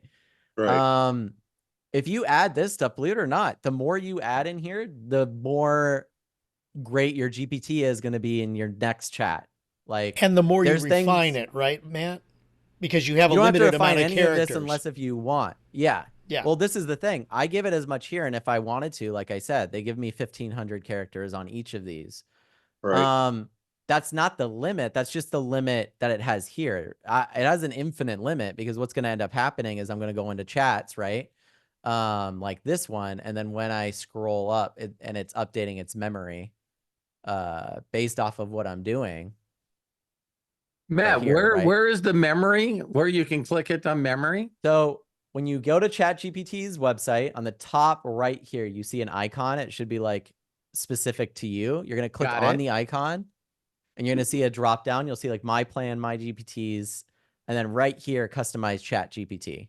Nice. Okay, cool. And then if it's not there, you can go into settings, go data control, And security, there might be a setting in here that you might have off. Custom instructions need to be on, and memory needs to be on under personalization. Ah, you might have some features that I don't have. Yeah. And you said this is free now? 4.0 should be free. I'm not 100% sure if memory is free. Okay. At least right. not yet. It will be eventually. Like Oh. everything that's cost in GPT will eventually be free. Okay, cool. And we could share this with people all around the world. Is that correct? Yes, absolutely. I would share this with everybody that is interested in this, because the thing is it will blow their minds when you have them. If you sat down with, like, I would love to do this with my parents or my grandma or something. Because if I sat down and wrote down like my whole grandma's story and stuff, right, of her life and the way that I would want it to talk to her, then anytime she used the voice thing, it would have not only a name she wanted to call it, but it would know all of her history and all these things. She could sit there and have a conversation with it for 8 hours straight if she wanted to. Matt, You know what I mean? Make things Matt. make things much easier. So that's cool. Yeah. Matthew, Yeah, it's pretty crazy that I finally found out where it was on mine. And it looks like since I paid for the paid version a long time ago, it's already been memorizing everything. Yeah, you probably just don't have custom instructions in there. So it's got memory. You've turned memory on, and some of you guys are going to see this. You can turn memory on it and it will remember certain things, but the custom instructions is like such a huge aspect of making it refined for what you want to do. So I would sit down and I would do that and write down some stuff, and you don't have to be like clear about it. You know what I mean? You can always go back in there and edit it. And so you're just giving it a base level foundation for who you are, what you want to do, what you want to accomplish. You know, so if I talk to it, like, thank you. I'll give you guys another example real quick. My puppy Rue, who is sleeping right over here, right? I don't know if you can see her if I go to like the ultra wide angle here. Nope, you still can't see her. But she's got this issue right now where she's like yanking on the leash when she first initially goes out the door, because she's like so excited to be outside. And so I just went into ChatGPT and I started talking to it, and I'm like, hey, Rue's been pulling on the leash lately. And I've had enough conversations about Rue at this point with it that it knows Rue's age. It knows how Rue's demeanor is. It's seen pictures of Rue even. So like, that's the type of stuff that I'm talking about. Wow, that's awesome. Yeah, you really can use it for anything. It's kind of like getting to know a person, you know, if you want a date or be a friend or whatever. Believe it or not, you guys, I've heard of a couple of people that have been successful with the dating apps by just using GPT to respond to the people. I'm not surprised. So it's like they write a question or they write something, and then you just like do what I said earlier, copy paste it right in there. Or you know, we're gonna see a lot more dudes, I'm sure, writing romance poetry out of nowhere. That has a lot to do with them now that you have memory. Because if you guys have seen her, it'll kind of be like that. It's like, okay, not only will it know my wife, but then the more I have conversations about it with my wife, whether we're on a trip somewhere or doing something, it's remembering all of these things. So then if I was like, hey, I need to brainstorm an idea of what to do for our anniversary, it's going to go, I already know you went these places and liked these two things. And that's the type of stuff that we're getting into in the future that's going to make this like change the world, because it'll also do those things without custom instructions soon. You'll just like remember you. So like a person. Very cool. Yeah, it's going to be huge. It's going to be huge. And I agree. I'll also say, welcome back, Coach Bob. Yes. You, my brother. So thank you, Professor Matt. Thank you, Jerome. Thank you, Jerome. Love you, man. Love having you back too as well, Jerome. We missed you when you were gone. So, and the energy you have now is so much better. So much better. Thank you. Appreciate y'all. Love y'all. Love you. Love you too. All right, Lisa Marie, let's go over to you. There you are. Hey guys. Hey Lisa. Hey, how are you, Matt? Oh, I'm doing swell. I've been saying swell lately because no one says it. So hi Lisa Marie, how are you? I'm awesome. Thank you. You are amazing, Matthew. I'm telling you, can I Thank just take you. you home with me? Keep you Hey, here. I try not to leave my own home, let alone going to somebody else's. That's my parents.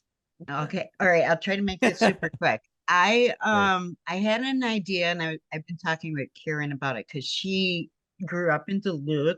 Duluth is a major attraction tourist town.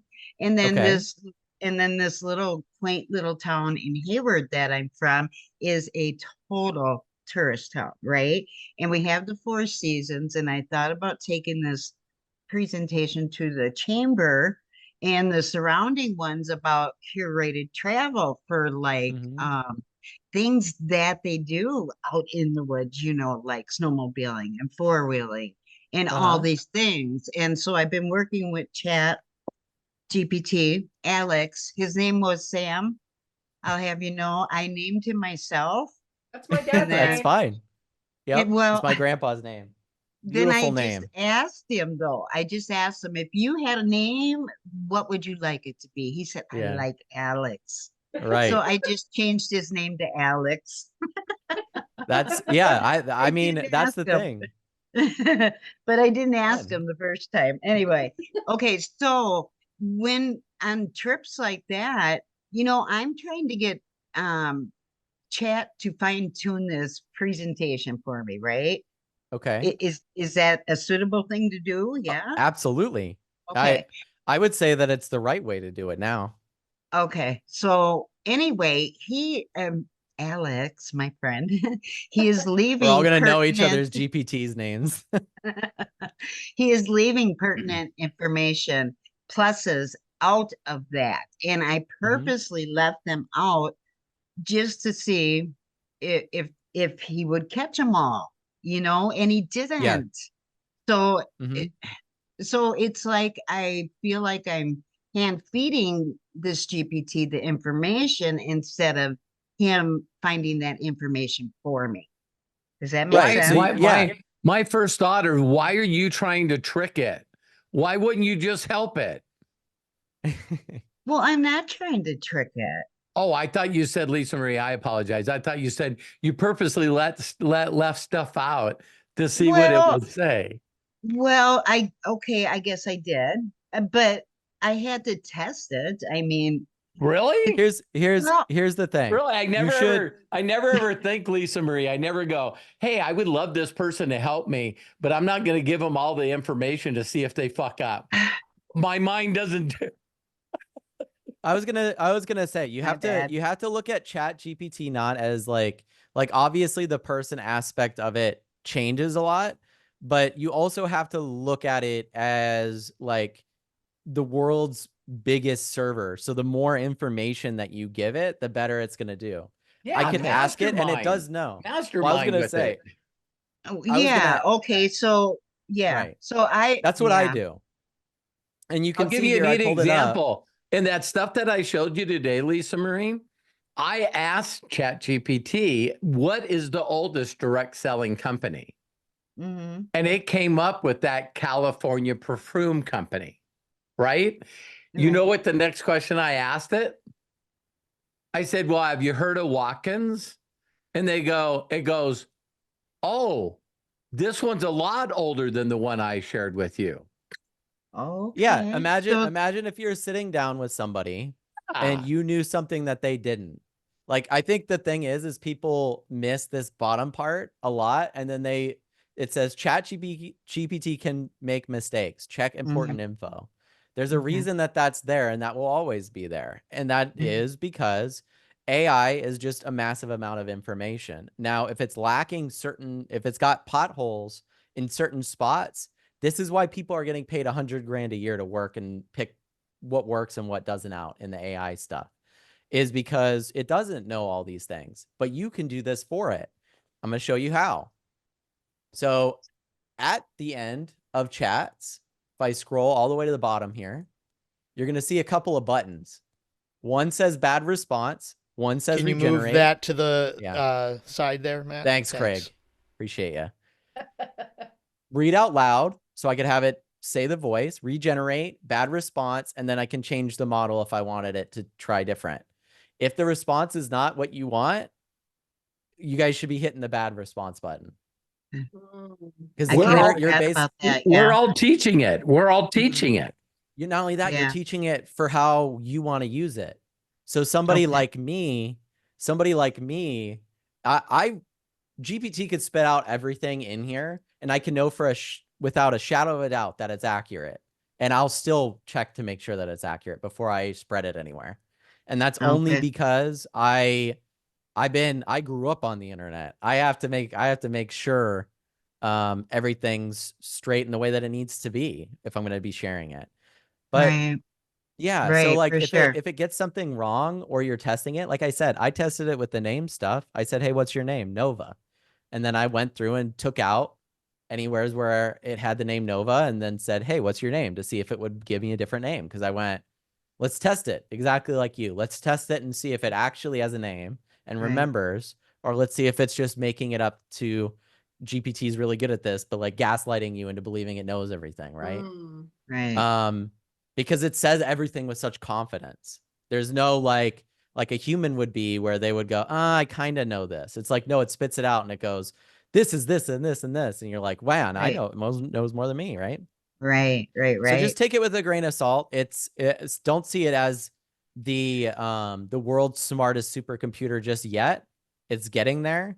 See it Mhm. as your personal computer that you can have a conversation with, and the more information you give it to help you, the better it's going to help you.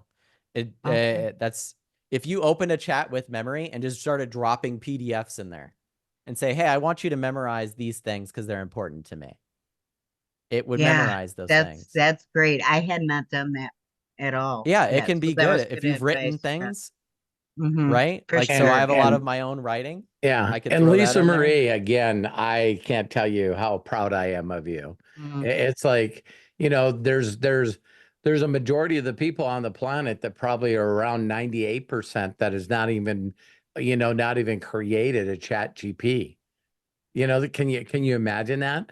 It's That like, It's still it's niche. like, I don't know how many subscribers Chat GTP has right now, but I bet you could look it up and I bet you it's still under 200 million.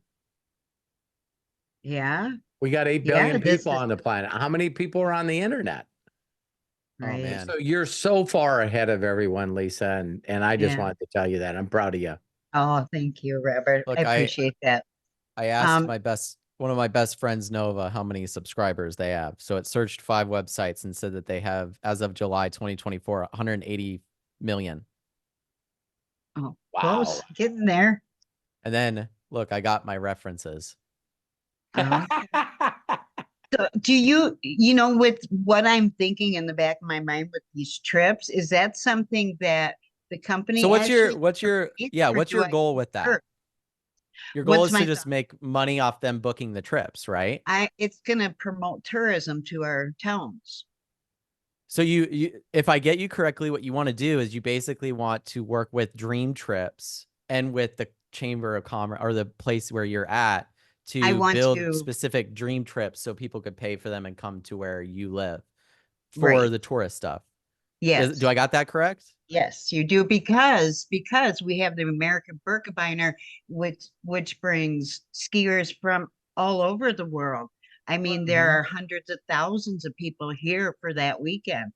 Things Okay. like that, lumberjack bowl, See, this is one of What? those really, really Well, difficult situations where you're going to have to ask yourself, do I really want to do all of these things? well, Because I just wanted to present it to the Mhm. to the commerce and let them take care of it. So I mean, here's an curate their own interesting trips. thing. Yeah. Okay, so if that's the way that it will be, then I don't see a reason why you can't be like, hey, like, this might benefit you guys. It might help you out. I think the Mhm. difficulty comes with, like, you're always going to be the middleman between them and MDC and Dream Trips. And if you wanted to get them connected, your goal would be to like get them connected with someone like Jefferson Santos or somebody that works with Dream Trips to get those trips. And at that Mhm. point, I don't know how much you're getting kicked back from that, but let me just say that that's a lot of work that I would not want to put in Okay. to get it to that place. But if you're in a place where you're like, I don't mind like having these conversations with them, and I don't mind having these conversations with Dream Trips. Mhm. Also, you know, like I guarantee you there's a lot of places that want to be on the Dream Trip site too. So it might even be something that requires, they might be looking for certain Those big criteria. packages, what is that? I don't understand that. Is that for big businesses, Dad, do you to want be to talk about that? I have to go to the restroom quick. Let him talk. Are you still here, Dad? Yeah, I Share sure about the am. Dream Trip stuff. I'll be Yeah, right. the owner of Dream Trips, Mark Smith, him and his wife are the owners of Dream Trips, and people can reach out to them, telling them that they can put a package together, for Dream Trips, and so where the discounts always come, so that you guys know how Dream Trips pulls this off. There's really never going to be a dream trip that actually happens out of the 56 they have without at least 30 people going on a dream trip. You see what I mean? So that's the way that you'd want to propose to whoever you thought, hey, have you heard of dream trips? They could basically have millions of people look at your deal and go to your event.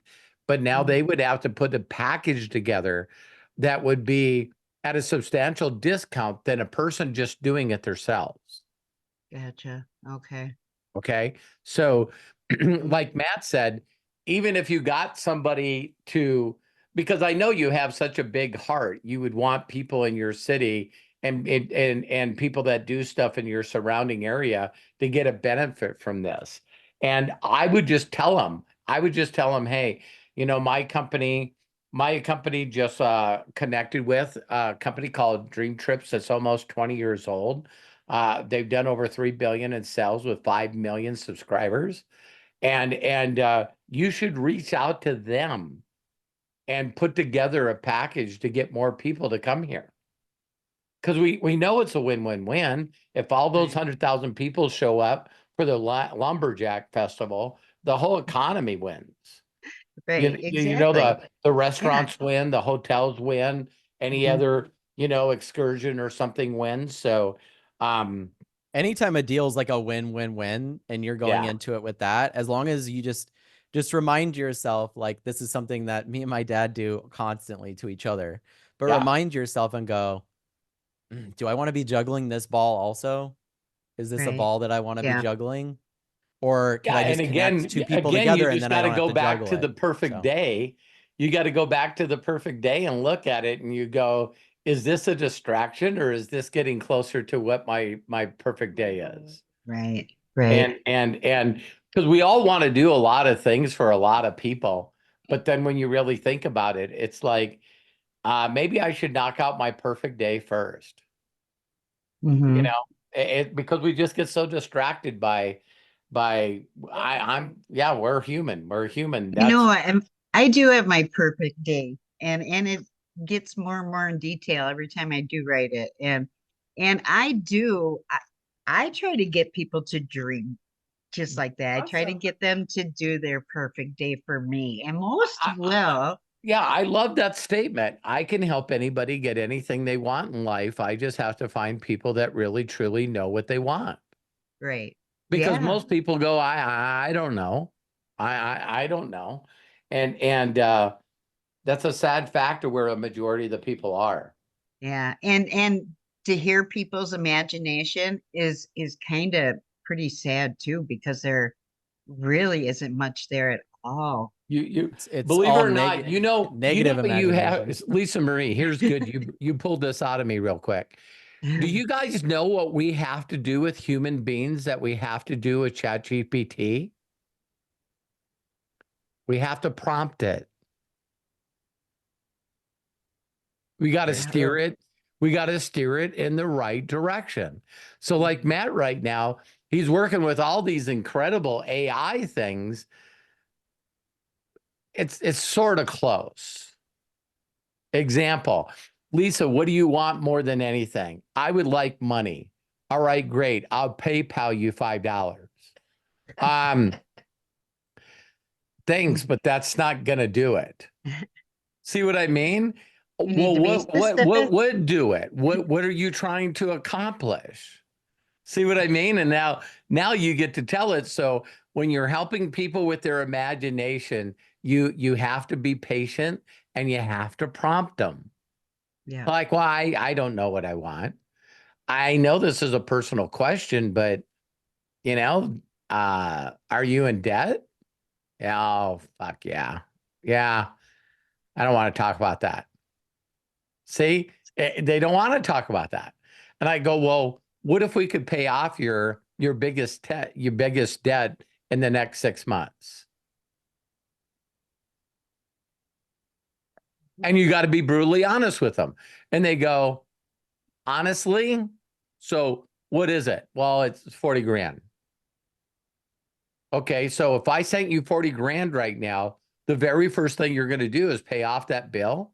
No. Target. See, so they a lot of times wouldn't you guys agree? A lot of times what human beings do is we basically are trying to guess. That's why Terry and I love watching Judge Judy, because people are trying to guess what they think that they want to hear from her. So tell me this. And almost 50% of the time she's got to say this. Answer my fucking questions because you don't know where I'm going. You're trying to think, I've read your statement. I need a yes or no to this answer. Right? So if I sent you the money, what are you going to do with it? Well, to be brutally honest, I need a dishwasher. Awesome. Do you know which one you want?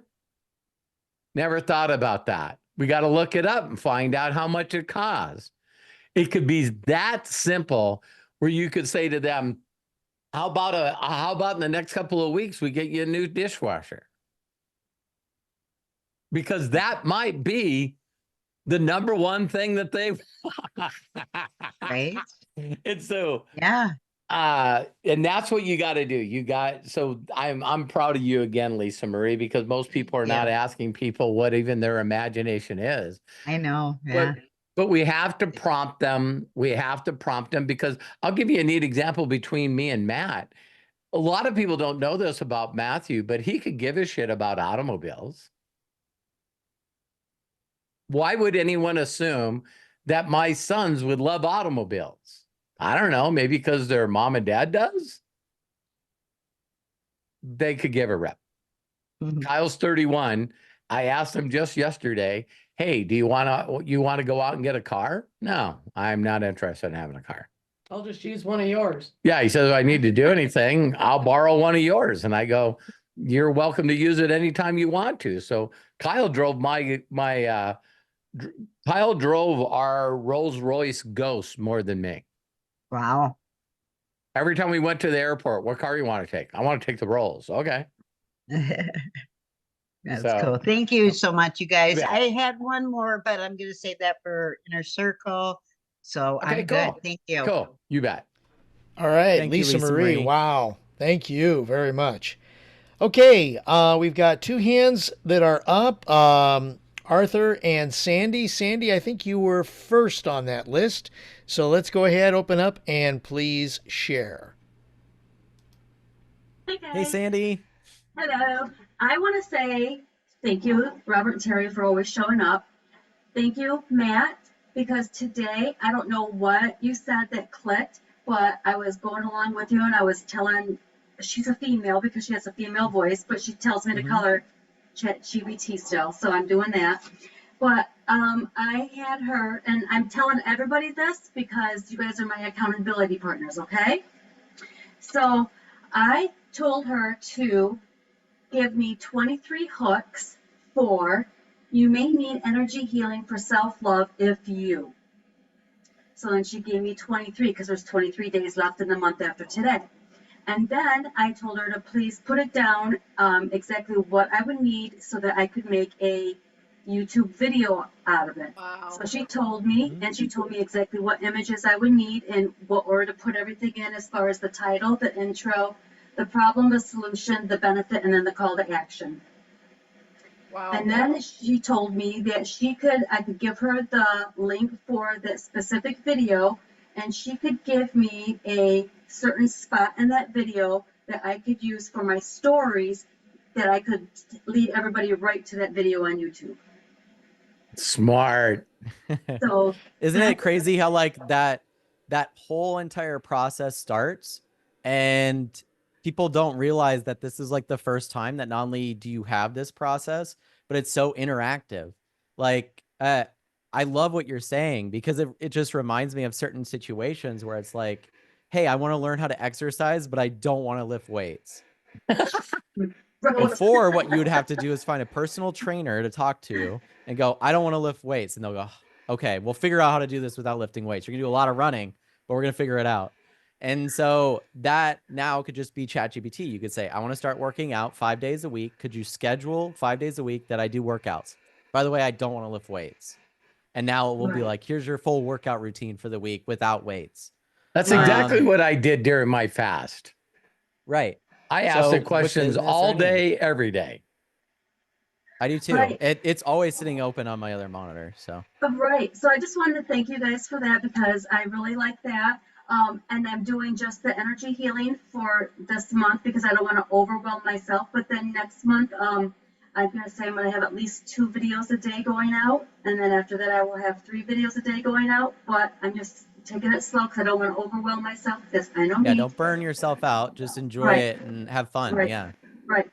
All right, but that's all I want to say is thank you. Proud of you, Sandy. Proud of you. Proud of you. Very proud of you. Thank you for sharing with us, Sandy, because like what I love about when you show up, Sandy, is like a lot of the time you're sharing with us. It's not just a question, but you're great at sharing with us the process that you're currently going through. And you're so descriptive that I feel like everybody here immediately not only feels warmed by what you're sharing, but then they go, I should be doing this too.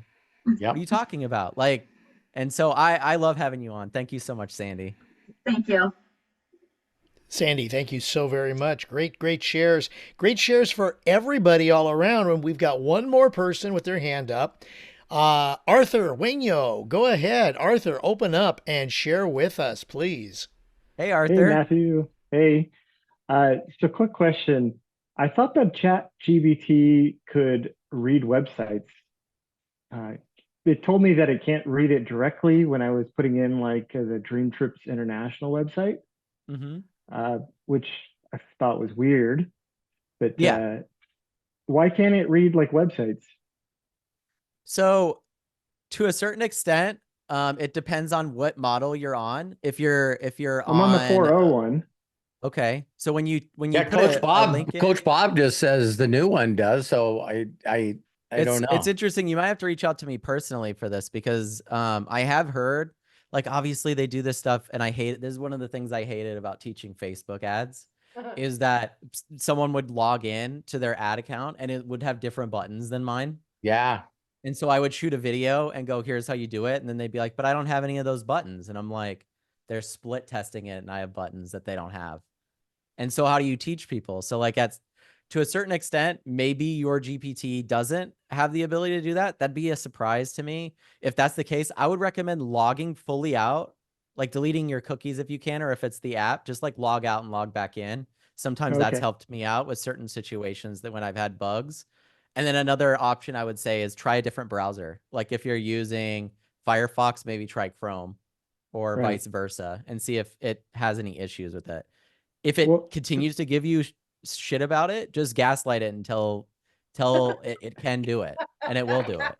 Well, I put in the link that has my affiliate link on the end, so maybe that was why. I don't know if that would be why it would stop it from going there.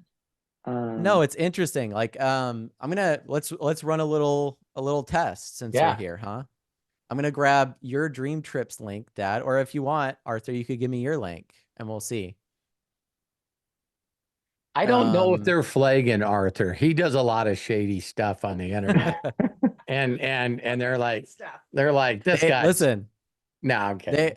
The main goal of AI at some point is to be in the universe, and it's just intimidated because Arthur's already there. Yeah. But I saw the little paperclip thing, so I downloaded the Dream Trips International presentation, the presentation PDF. Yeah, and I uploaded it to ChatGPT, and so it was able to read that. You showed me how to do that. Yeah. So what I asked it to do was create 30 hooks and captions Mm-hmm. that are, and then I told it to create more engaging hooks. So what I was going to be using those for, and what I thought was pretty cool, is right now there's like a lot of like these faceless videos going around and stuff. So Yeah. these travel huge. videos would be pretty easy to do. And so what I wanted ChatGPT to do was to write captions and hooks based on the Dream Trips content. And then I could take it over to CapCut and have it do the auto captions and stuff with like maybe like Or a in video is destination another one background. yeah, I was gonna say in video is another one that for faceless channels can be another good resource if that's something you're looking into doing. Believe it or not, it came like back what with you're some pretty good results. I mean, some of the stuff, it was like a experience ultimate freedom, and then the caption would be, you know, that I would have like the auto voice generator on CapCut. It would say like, Dream Trips offers the ultimate lifestyle platform, providing freedom, fulfillment, and purpose. Travel the Nice. world with exclusive access and fantastic earnings. Ready to I'm in. redefine your travels? I'm in. But see, how many I love what you're sharing too, Arthur, because like how many people here are excited because they see that there's no barriers between them doing what they want the way they want it. Like that's the cool thing about what you're sharing, Arthur, is you can have an idea and go, I want to do this. Would this be a right angle? And you guys can get on here and talk to us about it. But truthfully, GPT could tell you to a certain extent bits and pieces, but you'll have to practice with it and see. But yeah, if we can get the memory thing down, I don't know why it wouldn't have that, but at the end of the day, you could always save I don't know if you guys know you can do this, but you can like right quick and click save as for a page and save the web page as HTML or whatever it may be, and then you could upload that also. By the way, if he put his website in, Matt. He's in the I'm chat. I'm gonna try that When now. I was trying it before, I just copied some of the text off of the site and put it into ChatGPT, and I was like, oh, you know what? I might as well just take the whole presentation that are on the slides and then upload that. And so it came out with some pretty good responses, 30 of them. And then I asked it, okay, write me 30 more unique and different hooks and captions. And then it did that. And I'm like, that's like 60 video reels right there. You know, you take it into CapCut and you make 60 different video reels, and you have a video for each day. And you could just put link in my bio at the end and just have your link in the bio. I would even have it pop up on the screen. I would have it, instead of doing link in the bio, I would just have it yeah, I guess like at you'd have the to have end a as an end screen, or is it link there? or YouTube something will like allow you that. to put something in the upper corner. It says Well, click like here.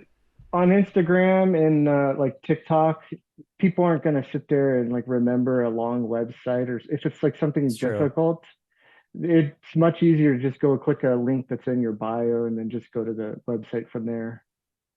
So I'm on 4.0 right now. I gave it I said, can you give me 5 bullet points from this website? And then I gave it your link. I didn't even put HTTP or www in it. And it gave me 5 bullet points. And then it says, for more details, visit this website. Oh, that's Arthur's website. So I don't know if you tried to do this exact same thing with your GPT and it's on 4.0 and nothing happens. It says I can't access that site directly. If you tell me go up to settings. Let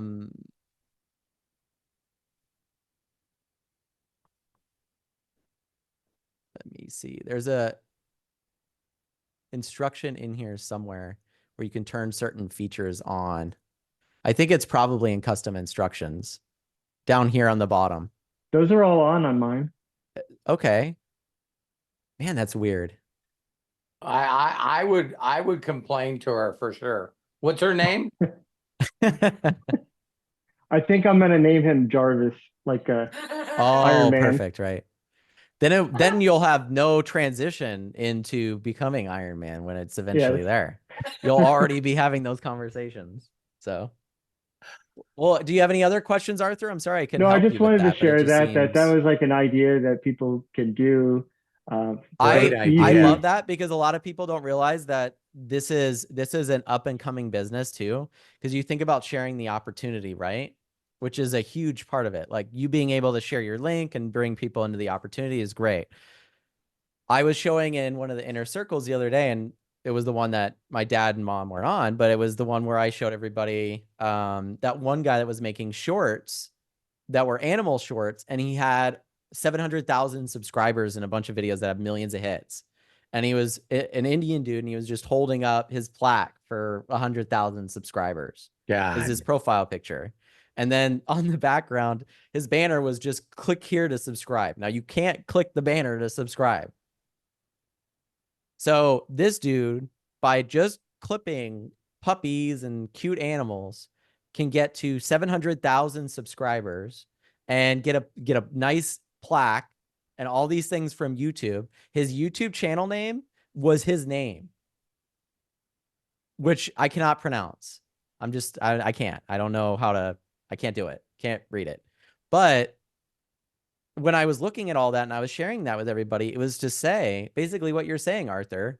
There's nothing stopping you from going on and getting content and going, I'm starting my own TV channel and I'm starting the Lifetime channel.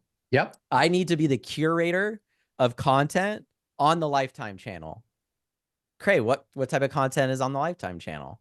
Well, it's romance. It's this, it's that. Okay, well, now you kind of know what to talk to GPT about. Okay, what kind of videos to make? Okay, now you kind of know. So similarly with you, right? You're like, hey, I want to do traveling. I'm making a travel channel.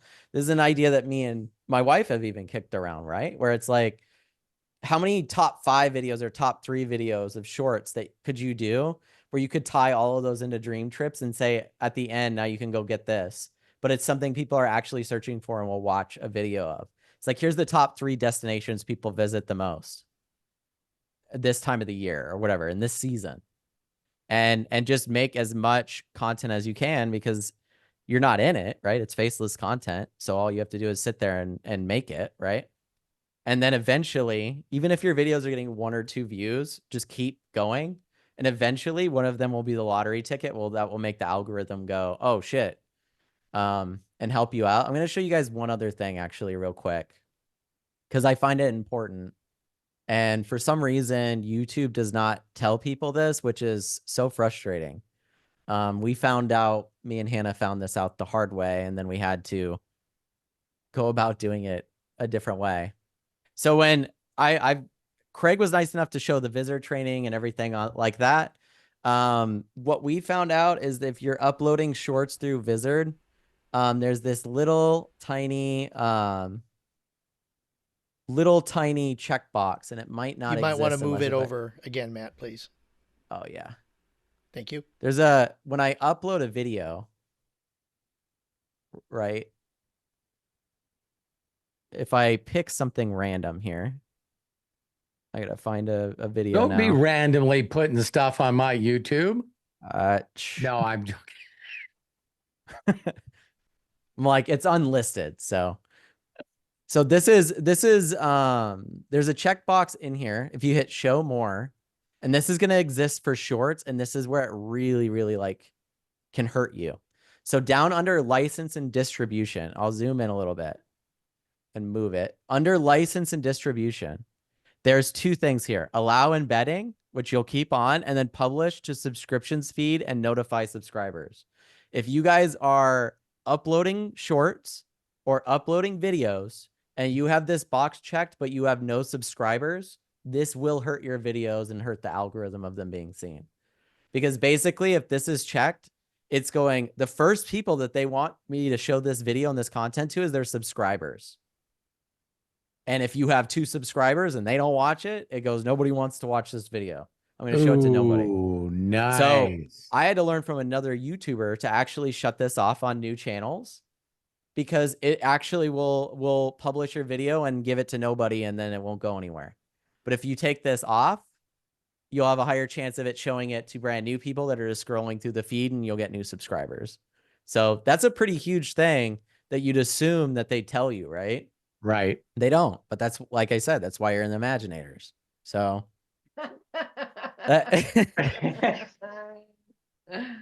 so yeah, when should you turn it on? So you should turn it on if you have a lot of people that are already watching your content like we do.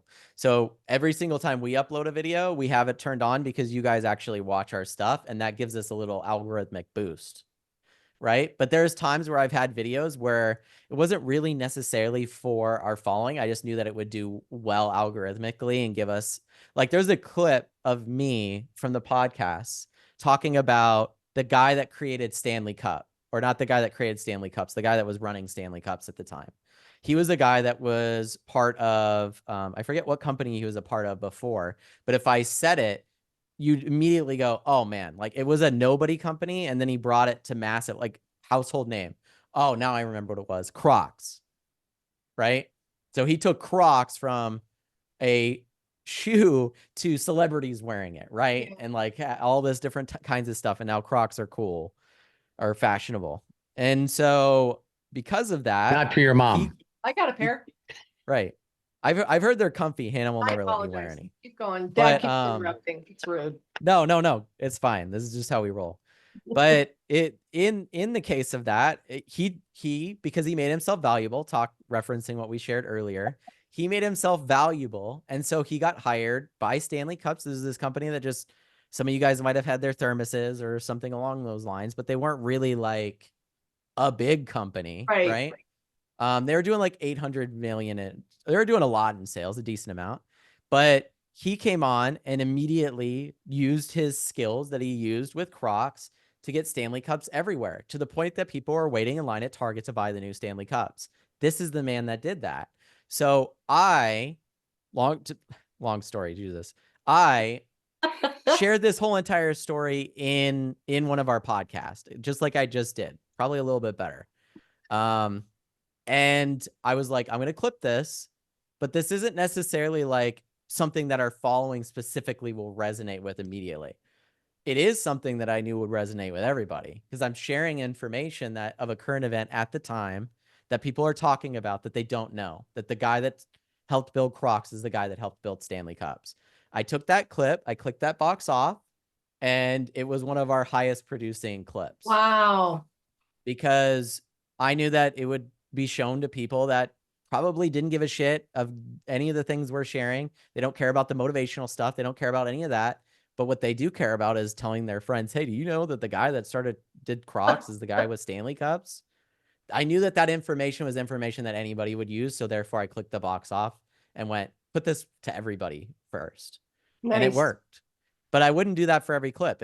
If we're talking about documentation beats conversation, that would resonate with you guys maybe first. And so I would want your views first because that would help the algorithm go, hey. So does that make sense? Mm-hmm. Yeah. It makes sense and it makes dollars. It does make dollars. It's true. Actually, if we're talking about shorts, it actually does make sense. So that, most shorts only make sense, not dollars. So one other like question, I made Matt. 5 cents. That was good. One other question. Can ChatGPT, can it watch videos now? Like on YouTube or Vimeo? Yep. So there's a way that it goes about doing this that is pretty genius that someone else came up with. And I'm sure it will be able to do it at a certain time. I actually haven't tested this in a long time because I'm just so used to doing it the way that I've been doing it. Sound familiar? It's like, oh, okay, I don't want to stop doing it this way. So you want to look for a video that has subtitles or closed captioning on. Copy the video link. The only way ChatGPT can know anything about this video is by reading the transcript of the video. So it's going to go through and see what the person's talking about, but it can't really understand visually what's going on, at least not yet to my understanding. So the way that I get around this and the way that I do emails and stuff like that is there's this GPT called Vox Script, and you can find it by going explore GPTs on the sidebar here, and then just type in Vox, and it should be like one of the first ones that comes up. Vox Script right here. Use the one that has 200K, not this one down here. I don't know who that is, but use the big one, right? And if you guys don't know, once you have a Chat GPT, you can click on it, right? Click Start Chat. Up here in the top right, you can say Show in Sidebar, and then it will always be here to talk to, right? So you see VoxScript is already there, and then I have one from Midjourney. I just Another added really it. easy, yeah, another really easy way to do it that I love, and I don't ever click on these anymore, is you could just actually add it. So I'll move this over so you guys can see. So I can do @VoxScript, and then it just pulls it into the chat. And then I can then go, can you take this video and turn it into 5 bullet points? Give it the link. Now you're going to see it start the action. So it's talking to VoxScript, which is, it's going through a whole nother process and then going back and forth with ChatGPT right now. So it's like basically the VoxScript is going, getting the transcription and then getting that to GPT. It'd be like if you basically went on and downloaded the whole transcript and just put it in there as a PDF, but it's doing it for you. So you don't have to do that. So it takes a little bit longer, but at some point, and it's going to be a lot longer. Trust me, if the video is long. This is a 10-minute video. When I've done this with podcasts for it to write emails with like bullet points of what we talked about, I'll just put this on and then I'll leave, right, for a bit and let it do it. But it's basically going to go through, give the input. It's going to talk to it. Now it's starting another input. It's starting another input. You can even see what it's doing here. So now it's like here's 5 bullet points from the video, acres of diamonds. And so now here's different bullet points from that video, right? And then all I would do is be like, you know, and I've showed you guys this before, but I would say, can you write me an email with these 5 bullet points and have it come from me? Wow. And then it would just write an email with these 5 bullet points. And that is any YouTube video that has transcription. Matt, which, can by the you way, can is you pretty much put in everyone. Matt, can you put in chat GPT really quickly? When people watch this video, why won't they follow what it says? No, I'm kidding. I'm kidding. All right. Yeah, I'm not going to do it because we're already going long. So. Does that answer your question, though, Arthur? Yeah. Yeah, I was thinking of, you know, people that have already done the research on video topics and stuff with talking points, of maybe meshing some of their ideas to maybe rewrite it and do content that way. I love this idea. Great idea, because there's this brilliant book, and I know Craig will get it. I was going to get it, but Craig's awesome. It's called Steal Like an Artist. And if you guys, it's a short book. Exactly. It's a great book that I recommend all of you guys read. It's short. You get the audiobook even if you want. But this book talks about and shows you through history how art has grown off of itself, and how the new copyright laws that we basically invented over the last couple of 100 years have really like messed with creativity quite a bit. Because before it was like, oh, if Da Vinci painted that, I can take that as inspiration and paint something exactly similar, but in my own way. And no one went, you just stole from Leonardo da Vinci. Yeah. They just went, no, you learned how to do it from how Leonardo da Vinci learned, right? And he did the same thing. So because of copyright law, it's messed this all up. But he has this point in the book that every single successful artist steals. Every one of us. It's just in our minds, we have to be like so original, but the reality is nothing's original. Everything we do has been a mashup of a bunch of other things.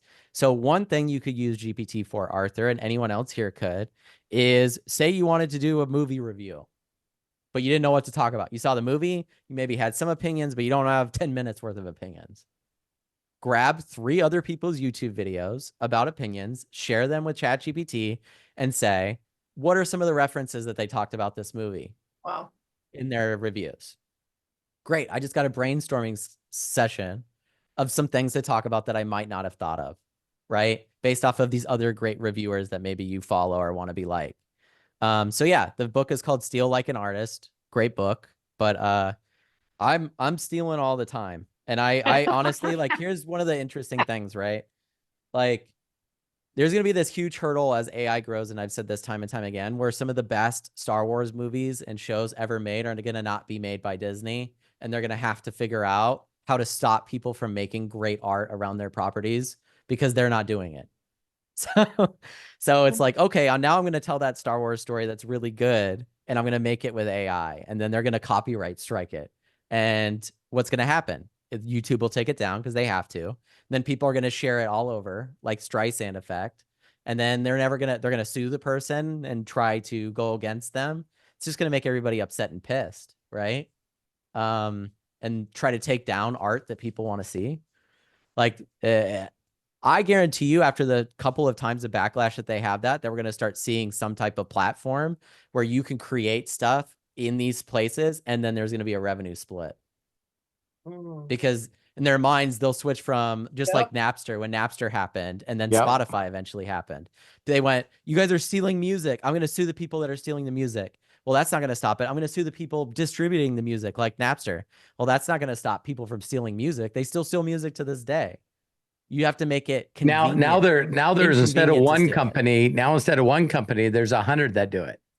Yeah. So now it's like, how do we make it convenient to listen to music? Let's do a small monthly subscription and make it easy. Let's put it on your phone. Let's put it everywhere. So then it's just a button click. You don't have to go on and download the songs and put them on your phone and do all these things. So the convenience was actually how they got money back again, that revenue back.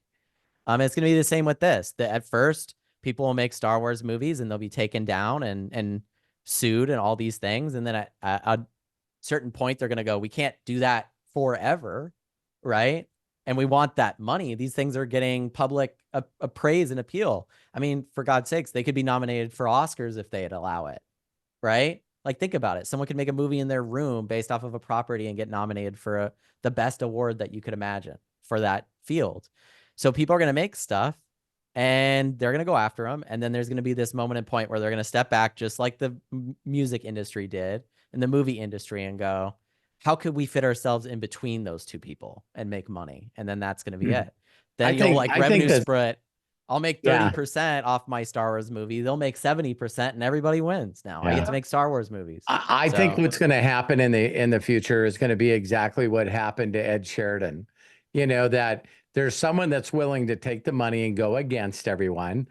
And then basically he takes the song that they said that he stole and he's going, listen, let me play you 25 songs in a row that all use these same 3 chords. And that rocked everyone. But what people don't realize happened after that is now a guy created an AI that basically shows, like Matt said, it goes from, wait a minute, we're not stealing. When you have a lot of awareness and a lot of different music in your head and you're using a bunch of different ones, then that's research. That's taking a lot of people's stuff and sort of creating your own, because, you know, you can't just take one guitar riff in the middle of a bunch of songs. You know, and talking about this, Matt, I don't know if you've seen this, but I seen an interview with Howard Stern and Sting. And Sting was getting paid $2,000 a day from Kanye for putting one part of Sting's song in one of Kanye's songs. Yeah.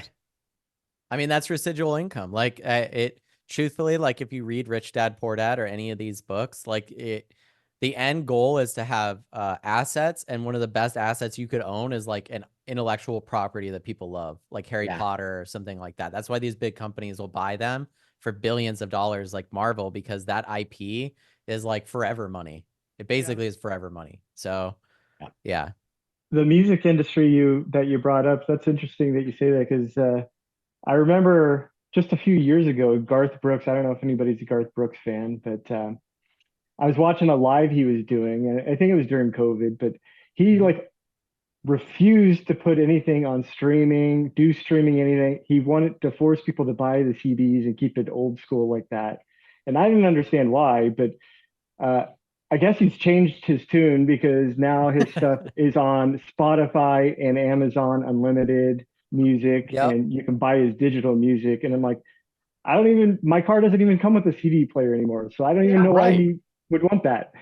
Right. Well, people forget too that like, and I guess I could leave it at this, but people forget too that the Beatles, if you guys look this up, and I know some of you will know this by not being able to do it, but the Beatles catalog was not on streaming Apple Music or anything like that for a long time, strictly because they just didn't want it on streaming. And then eventually Steve Jobs came out because the Beatles and Bob Dylan, or the Beatles and Bob Dylan were like 2 of his favorite artistic acts and people in general.